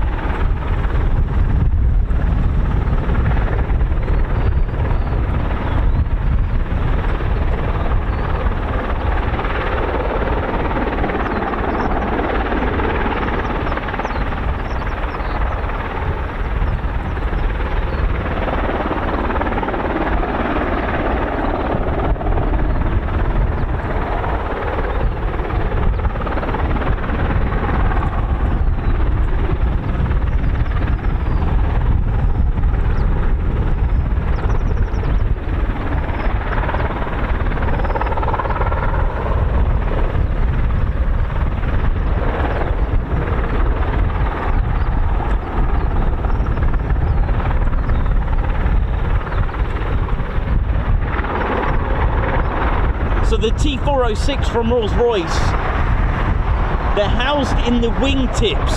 You may be able to see that tilting nacelles, and allows the distinctive flight characteristics of the CV-22. So for takeoff and landing, the nacelles are directed vertically to a 90 to the fuselage, while for forward flight they are rotated parallel to the fuselage. So this clever engine been considered to be almost like a cost-effective way of upgrading, and it does have quite a, you know, quite a good compression ratio at 16.7. So it's got, I think we got to see today while they were doing their flexing, the sort of like the 3 positionings of the tilt rotor positioning. So you'll see it slightly going forward a little bit. At a high angle for the taxiing. You'll see this in just a moment. So it will tilt just slightly,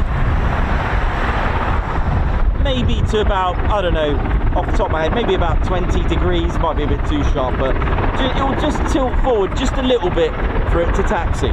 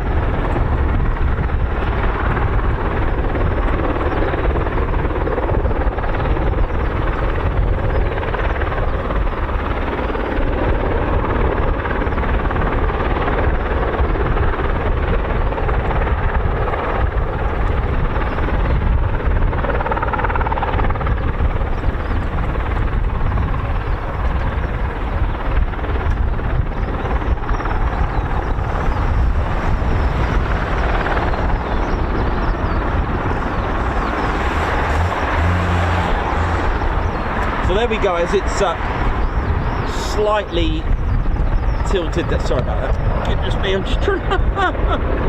That wind is awful. So there you go. Not even 20 degrees, is it? A bit sharper than that.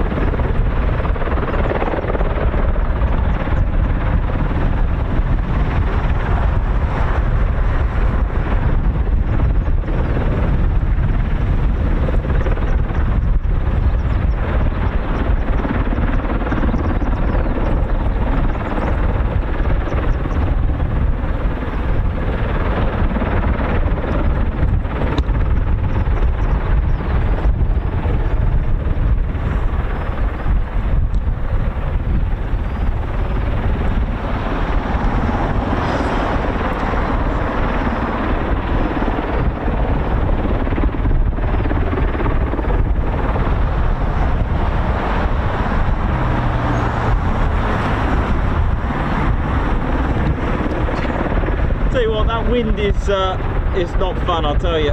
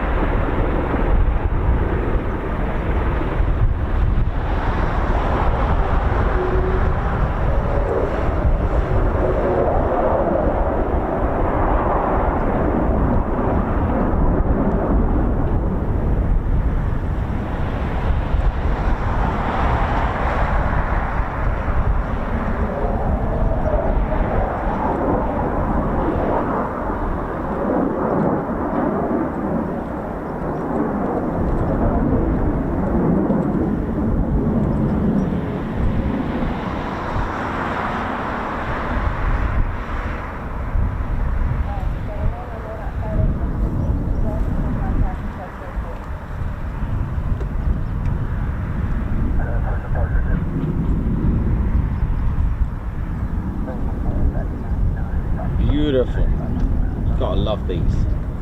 They do look pretty cool, don't they?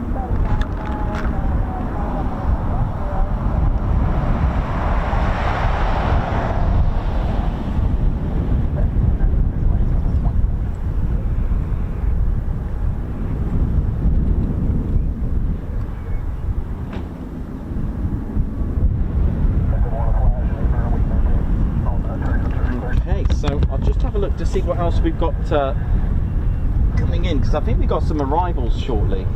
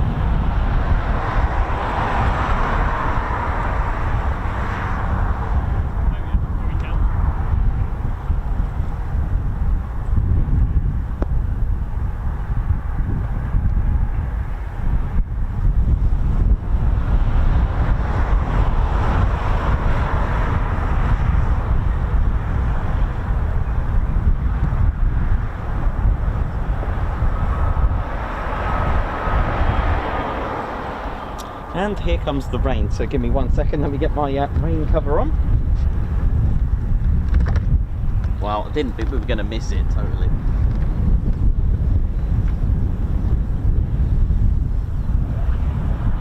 It's not too bad. Here we come. Alright, 10.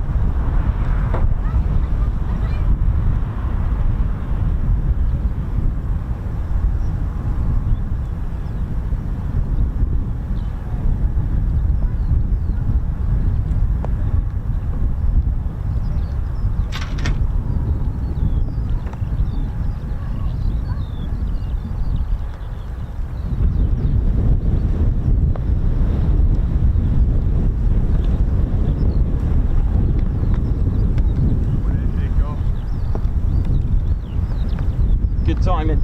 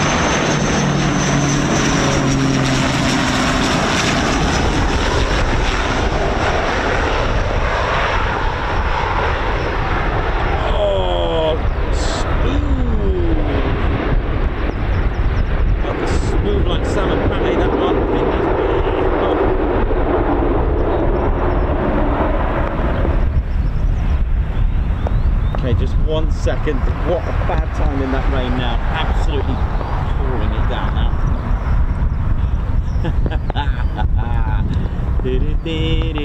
Right, we've got wind, rain, we've got everything. Let's see if we can sort this out. Goodness me. Oh.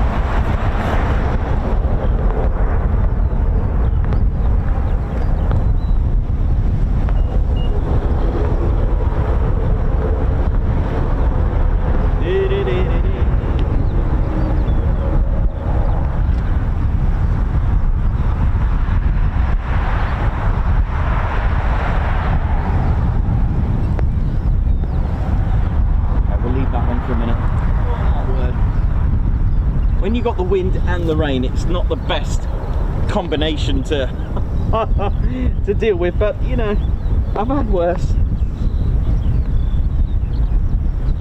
Oh. There we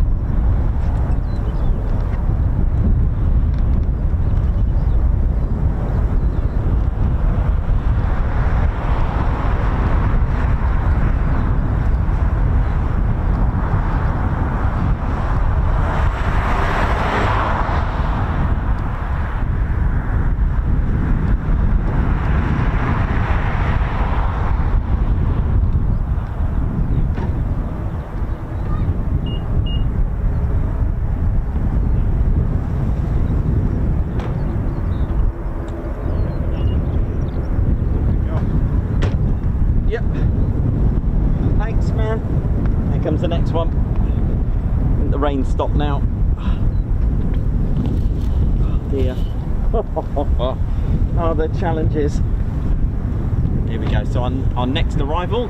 Nice that they're all coming in together, right? Oh, this one's a see, this one's quite nice. It gave me a little chance to sort myself out. Look.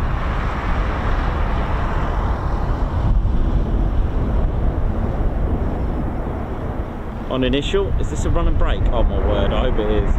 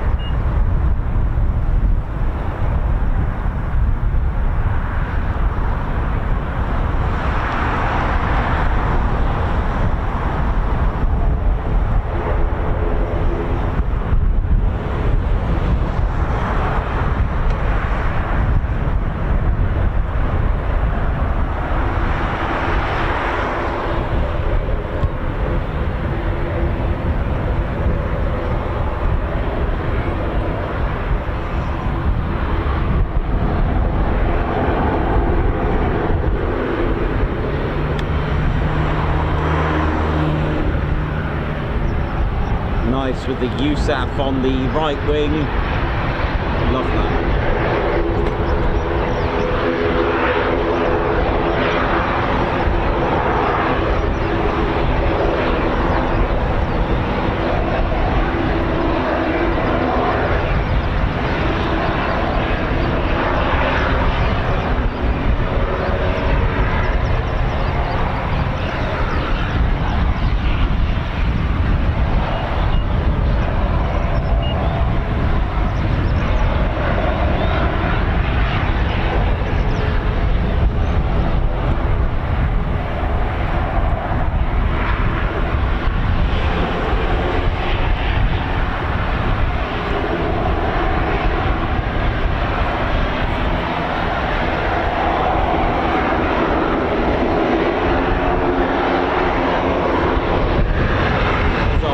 Over there that just came in.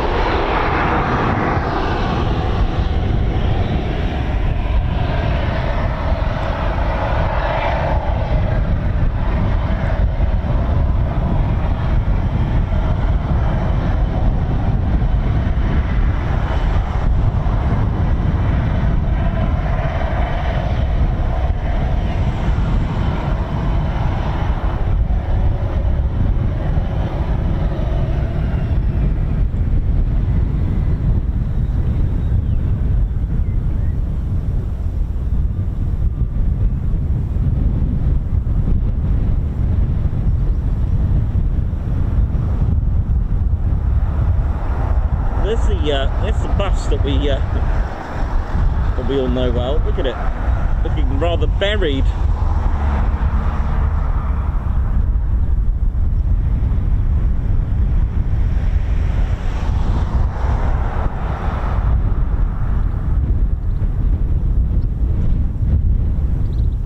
So from that tactical landing that we had featured on our video, it just goes to show, look how far normally the circuit is, look, where they go in on final. Oh, hang on, what's this?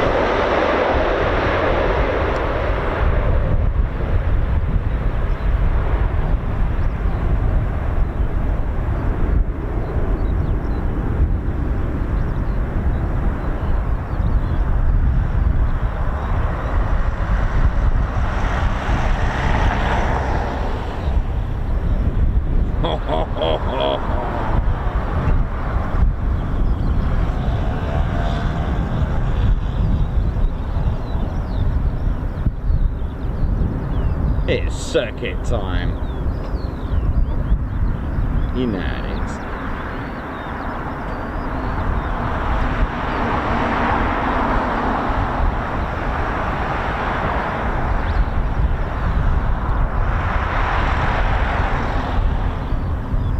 £21,600 of thrust on each of those CFM engines. Oh yeah.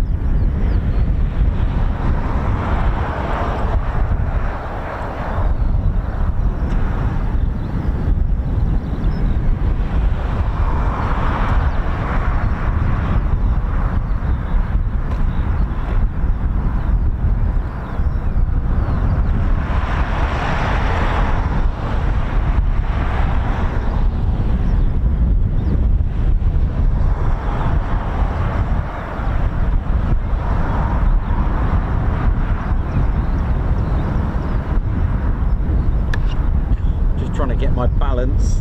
Just give me 1 second. It's it's been a fun one. I'll tell you say the least today.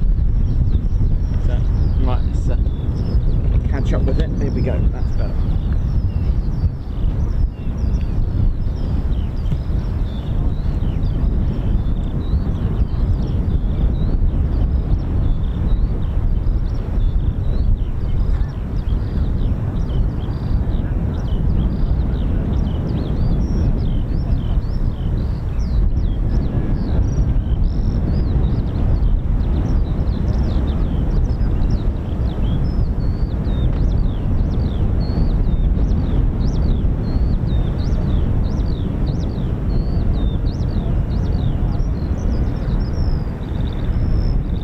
I love the little bird songs that you can hear. It's beautiful, isn't it?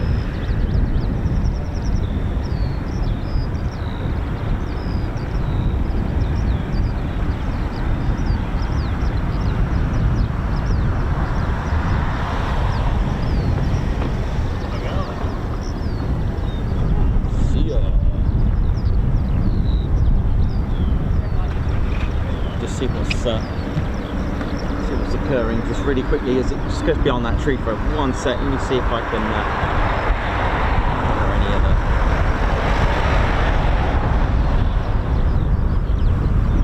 That won't be going now.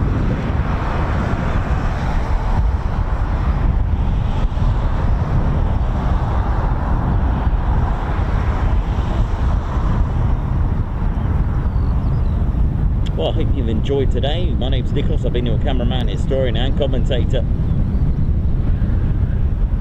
It's been a pleasure. And don't forget to hit that like button and, you know, give us a thumbs up on that. And do subscribe to your one and only Ted Coningsby channel. We're not far away now from 97,000 subscribers, 97k. Lovely for you to join us. If you love military aviation, come join us.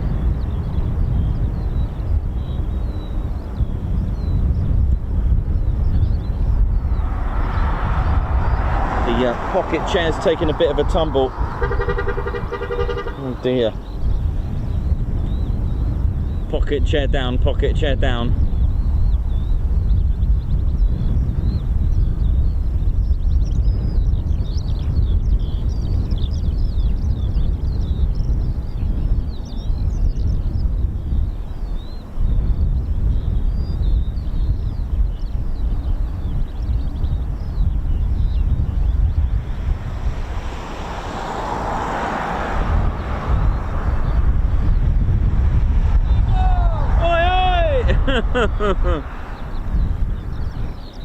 Beautiful. And a big shout out to all our friends at RAF Mildenhall, those serving. Thank you very much.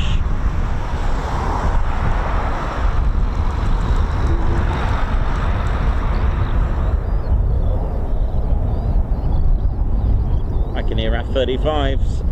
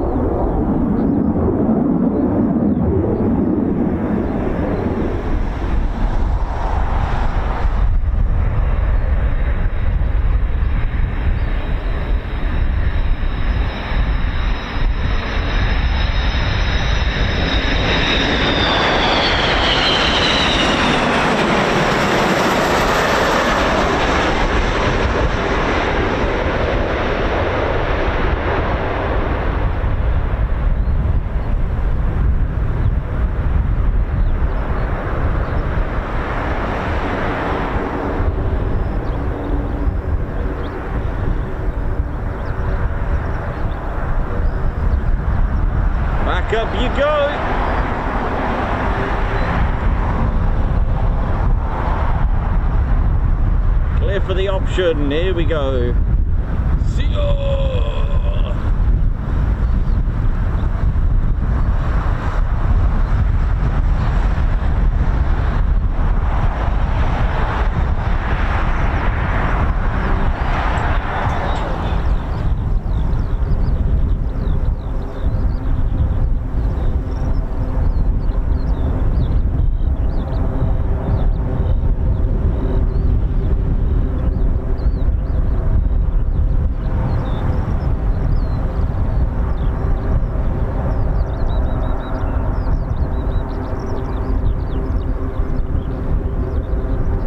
Always amazing to get big iron doing circuits. It really is. I love it.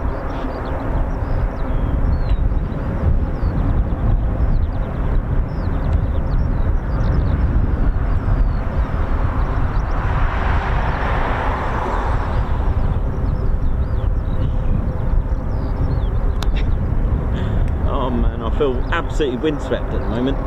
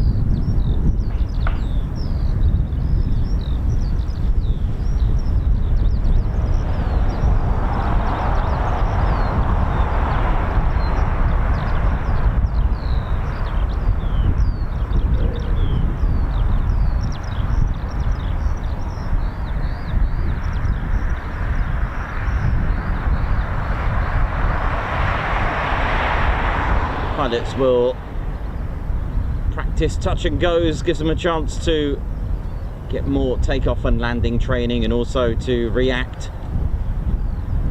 Training to react in a case of an emergency, or if things just don't quite go right.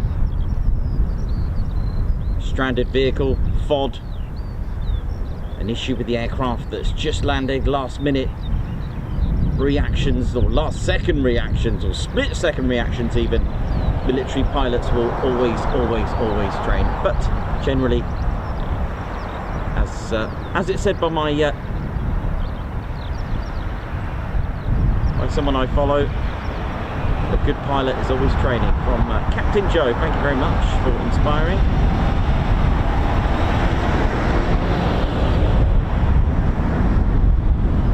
And a good pilot is always training, absolutely, and especially on a level with military as well. It's a few clicks higher on a skill level, by all means. Operating in hostile environments, whatever the weather, any weather, posh, non-posh environments, their skill level is way over.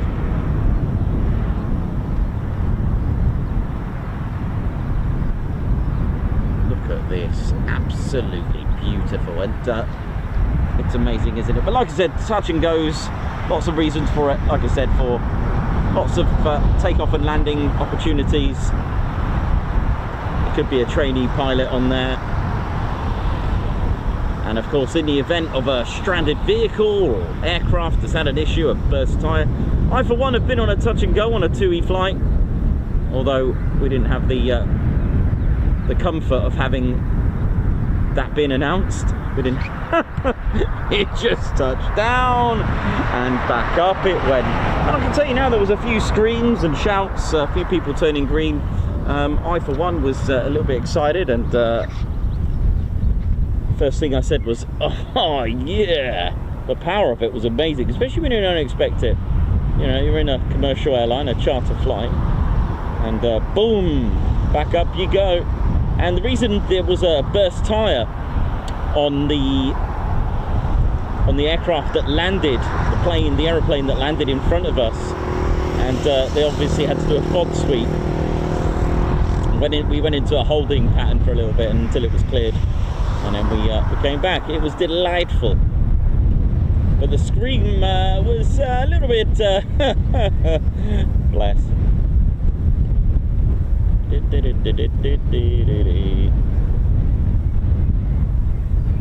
So they will train for that. They would train for this.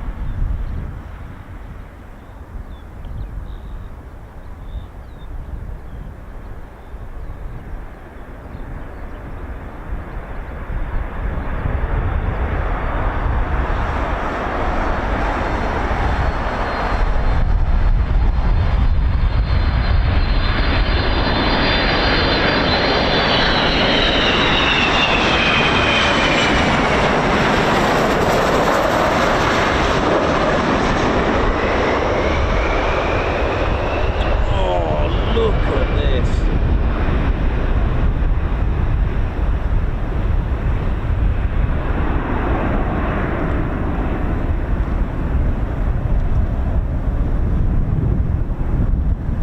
Nice low approach.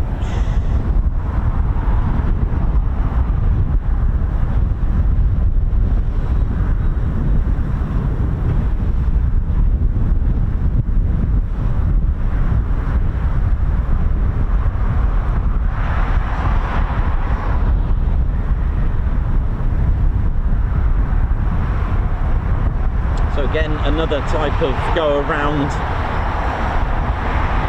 in low approach.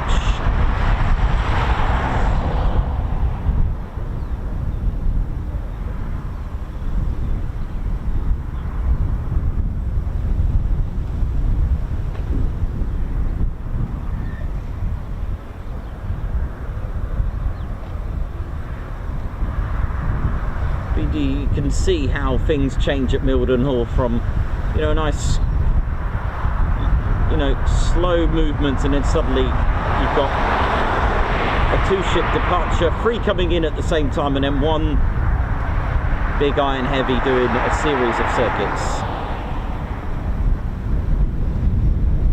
More circuits than the Formula 1 at the moment.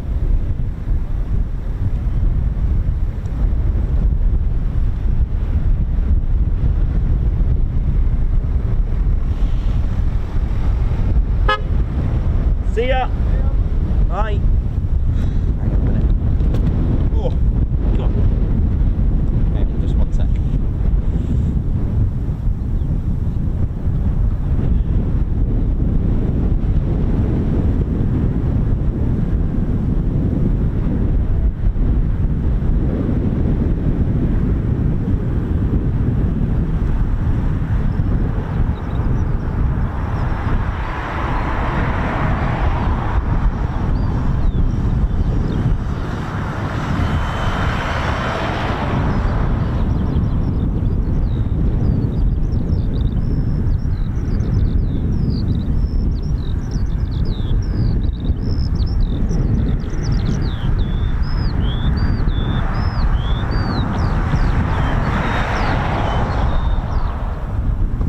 Suddenly the clouds have gone, or at least the weather, sorry, has turned a little bit nicer. The wind is sort of slowing down, not by much, but there we go. Can't have it all way.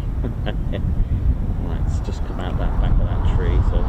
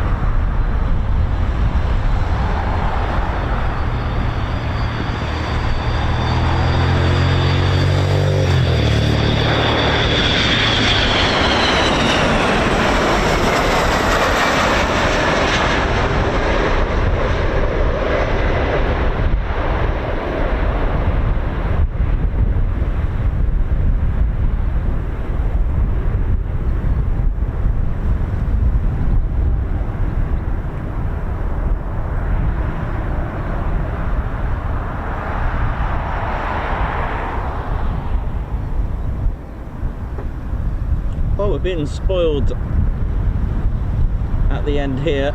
Look at this.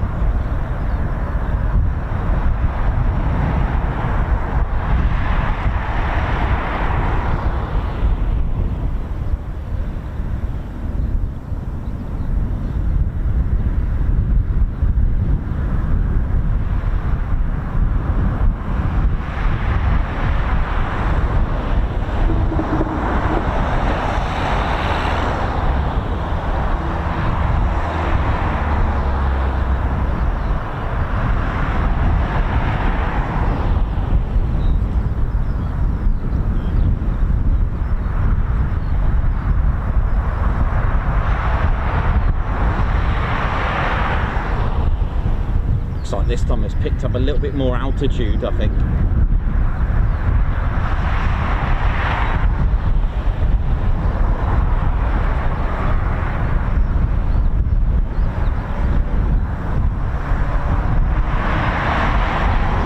Just let that do its thing while I just rest my arm a minute. While I can. Looks like an air show again on this. Right, let's that's gone out into the distance, so I wonder what that's going to do next.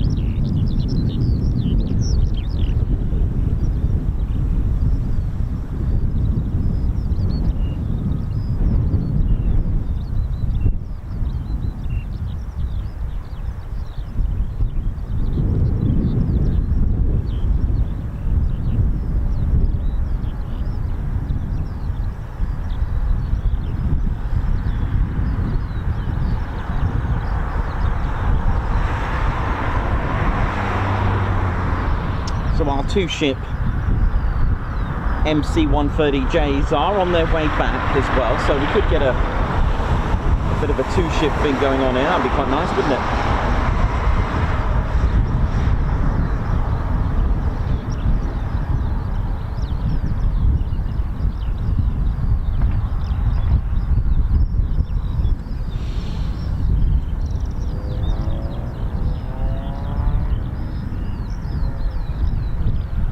If you haven't done so already, don't forget to hit the like button and subscribe.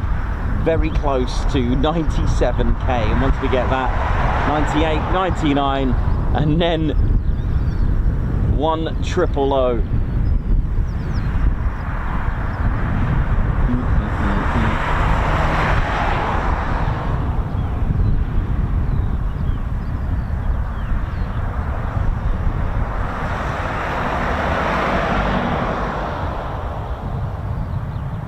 So just to the northwest of Dereham are two MC-130s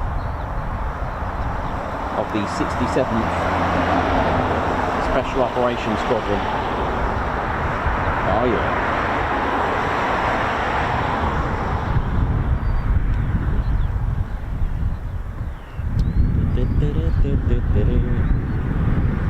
It's been a good day, been good. Don't know what the KC-135 is going to do just yet. I think it's still got some tricks up its sleeve.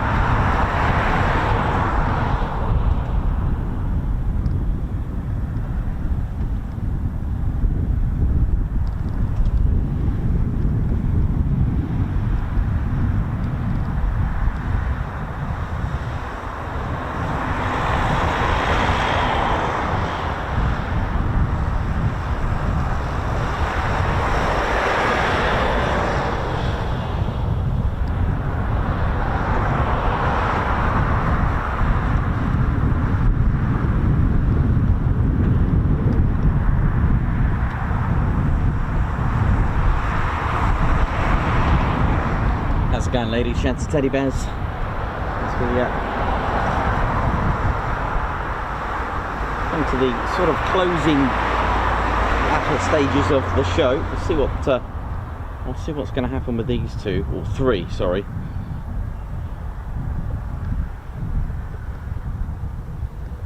Got the KC-135, just looks like it will turn on long final, and the two MC-130Js sort of in between Dereham and Attleborough, or between Watton and Wymondham.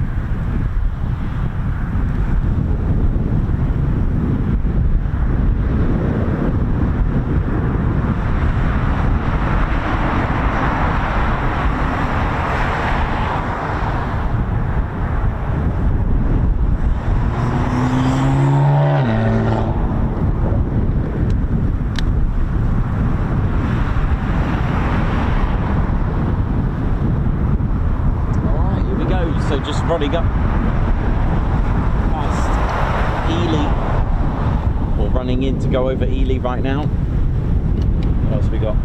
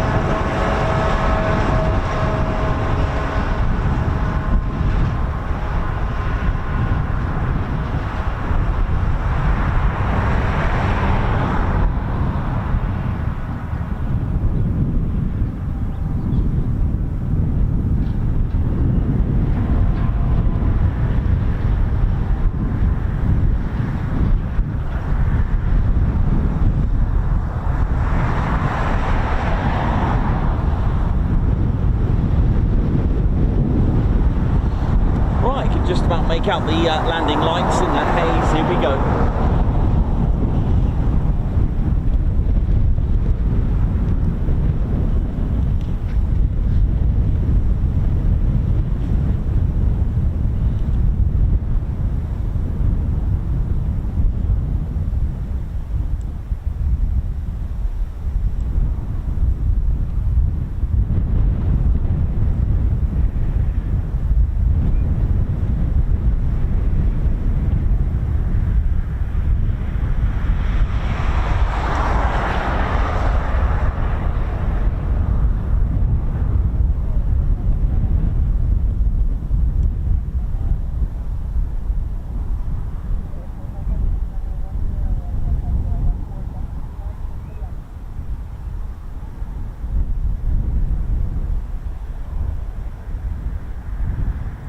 Love how that grass, or sorry, that the crops are moving. Sorry, not the grass, but the crops there.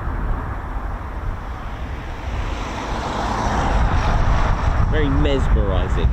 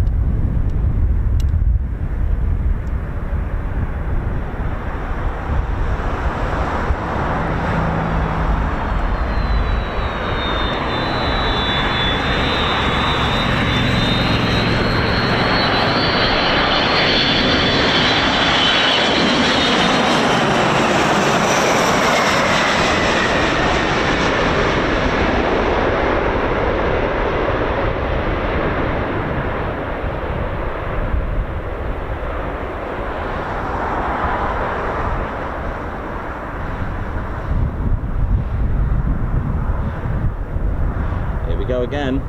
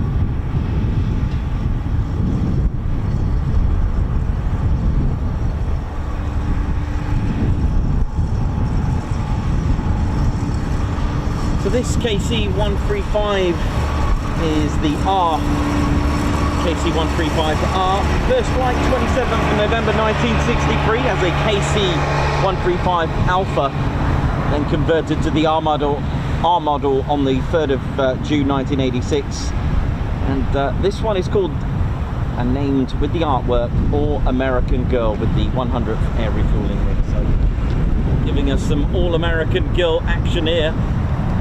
Let's ride.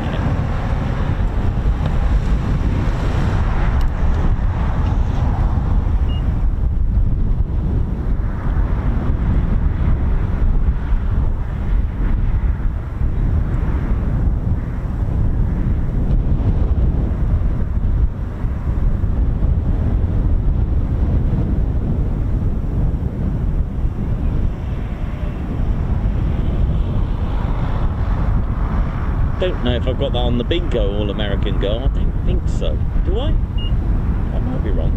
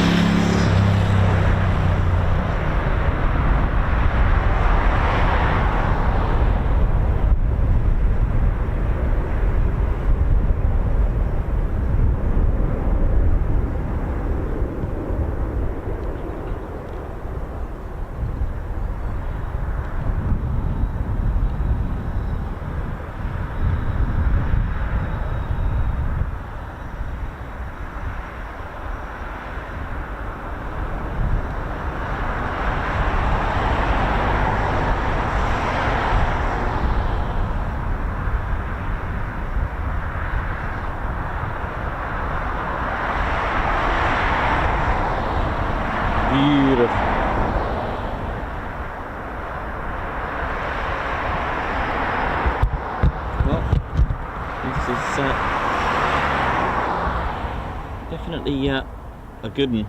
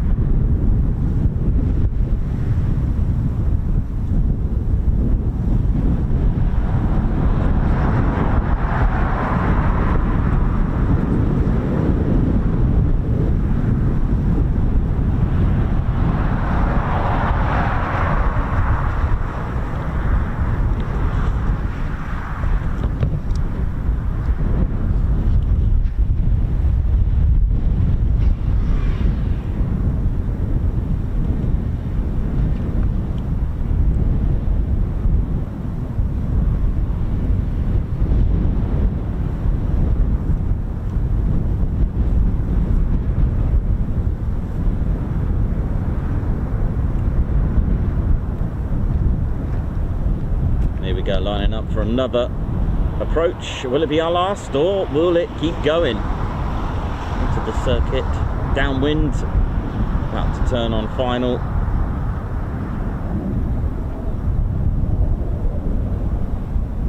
This is the newly modified, or at least a modified, was a KC-135A, now a R.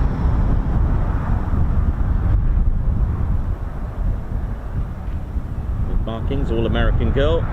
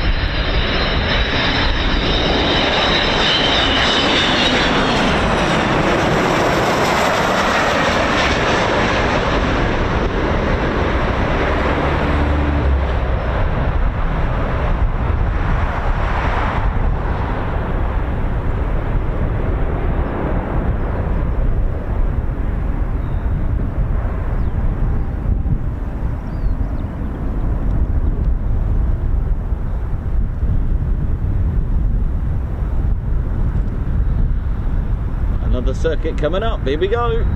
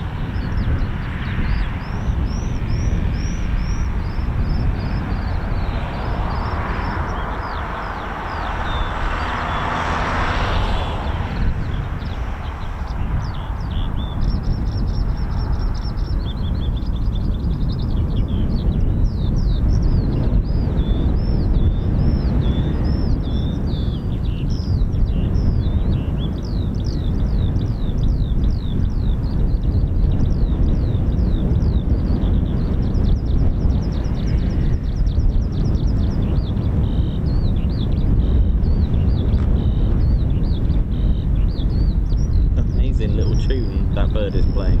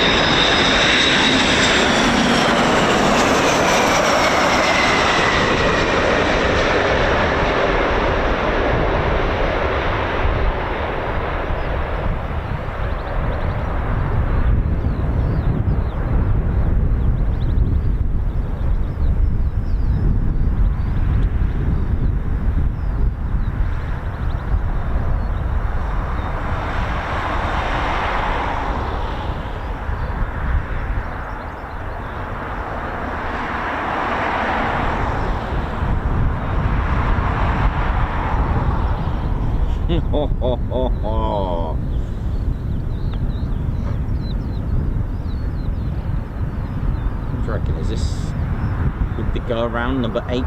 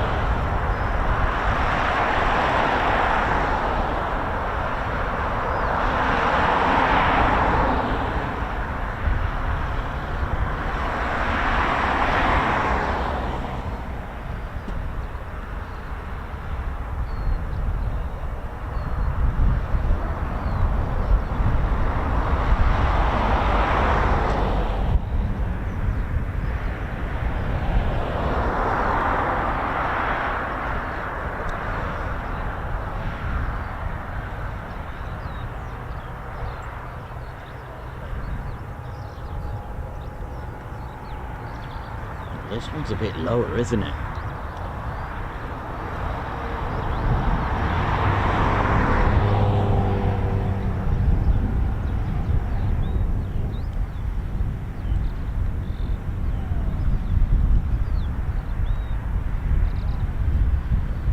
This is a bit low. Look at this. Oh, what's going on here?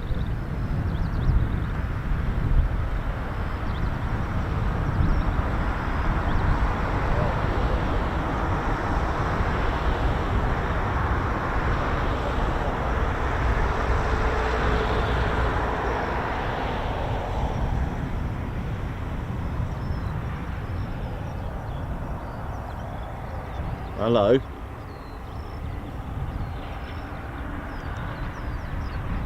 Hold on to your berets.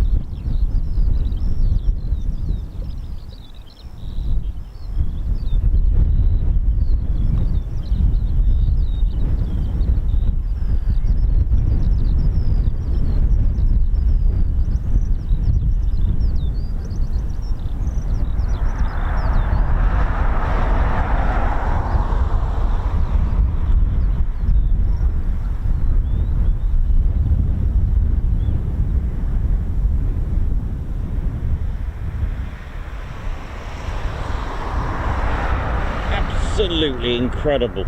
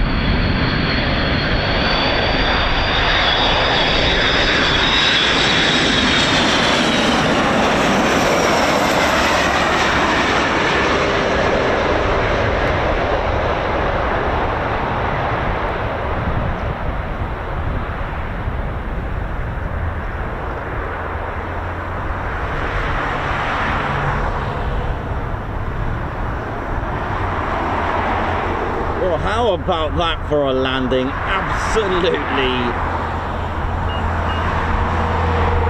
gold dusted Orkney salmon there, with even massaged gills there to finish off the day with that. Beautiful.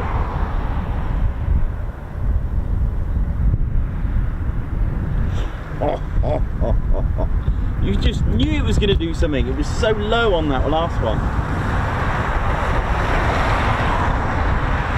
This is just pure pilot, man and machine, or woman and machine, or pilot.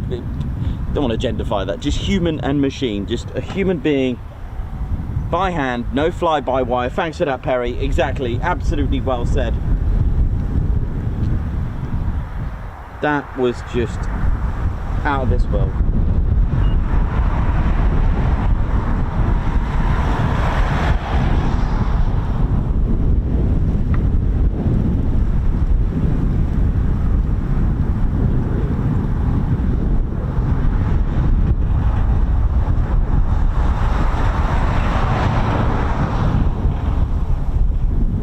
That was a lovely tactical landing, that one. Beautiful.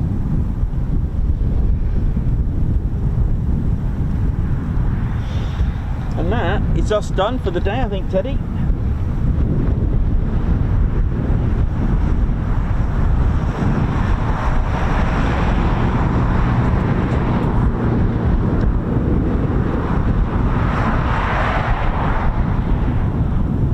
Ted, be careful, mate. That is just daring, isn't it? What if we went this way a little bit? Be alright? Would that be better? Yeah? Okay, mate. Wee Stevie Boy, Guards March, thank you very much for the Corgi funds. Thank you very much. A Guards March to you for that. Thank you. And more funding for the model from Purple Bat as well. Guards March, go towards model.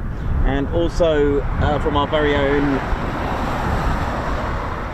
as well, towards the model from Not Captain Baber, KT Weber. So members, thank you for that, for the funding there, dedicated to the model that I just literally purchased, the F100D F100 Super Sabre. So we can chat away there. Nice one.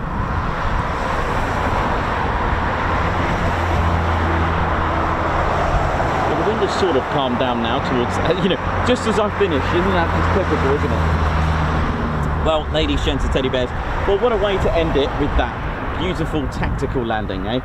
So, there we go. So, tomorrow, we are 5.5 miles that way, the way the backwards crow flies, at RAF Lake and Heath. Hope you enjoyed today. It's been good, isn't it? Do you see how it can change here at Mildenhall? 1 minute it's just like and then suddenly you got a two-ship MC-130J Commando 2 taking off together. Beautiful.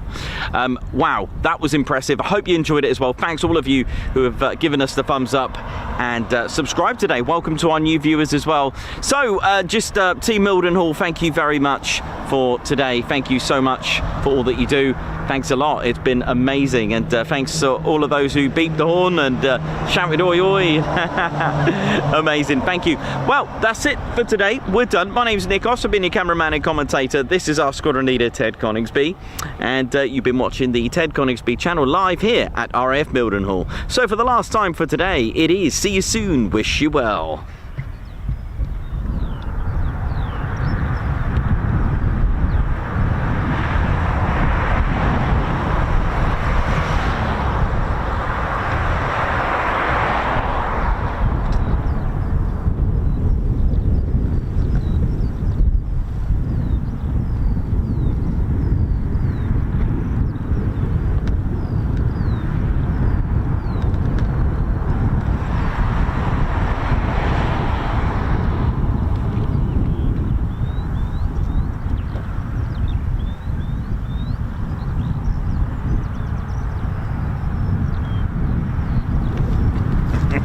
Oh yeah, ladies, gents and teddy bears, welcome to the Ted Coningsby channel membership. I'm Nikos, I'm your cameraman and commentator. This is our squadron leader, Ted Coningsby. Just want to say a massive thank you to all our members. Guns up, and oh yeah. Take it away, Ted. Ladies, gents and teddy bears, we want to say a massive thank you to all of our subscribers for getting us to where we are today. We have gone all over the country, from as far as Lossiemouth to Brize Norton, and military areas such as air weapons ranges, low flying areas, heritage centres and special flights for TED 2. We cannot do this without your support, and your support will be rewarded. You can now join the Ted Coningsby Squadron and help fund the channel to get us around the country and provide us with the funds for equipment to bring you better content too. we have 3 exciting membership levels with awesome YouTube perks to reward you back for your support. Our first level of membership is the Ted Coningsby Squadron. You'll get a loyalty badge on YouTube, unique TCS emojis that you can use on comments and live streams, members only videos which include behind the scenes, deleted scenes, sneak previews and also music videos that Ted likes to play the electric guitar on. You'll also get access to members only Discord server and discount on all of our Ted Coningsby merchandise. All of this for just $1.99 a month. Oh yeah. Our second level of membership is the Posh Officers Club. This includes all of the squadron perks, private Posh Officers Discord chat room, Posh Officers discounts on all of our Ted Coningsby merchandise, and the poshness of supporting the TCS even more. This is just £4.99 a month. Our third level was inspired by many of our fans who have been supporting the channel massively. So we'd love to reward you back with this, and our third level of membership is the Ted Coningsby Fighter Squadron. This gives you a more personal experience with me and Ted, with exclusive live streams and content. You'll get a free Ted Coningsby Fighter Squadron patch, a private Ted Coningsby Fighter Squadron Discord chat room, a gold colour Discord username, and a higher discount on all of our Ted Coningsby merchandise. All this for just $25.99 a month. Ladies, gents and teddy bears, the Ted Coningsby channel cannot thank you enough for all your support. And it's this support that keeps the dream, keeps the stream. Thank you so much. Aw, yeah.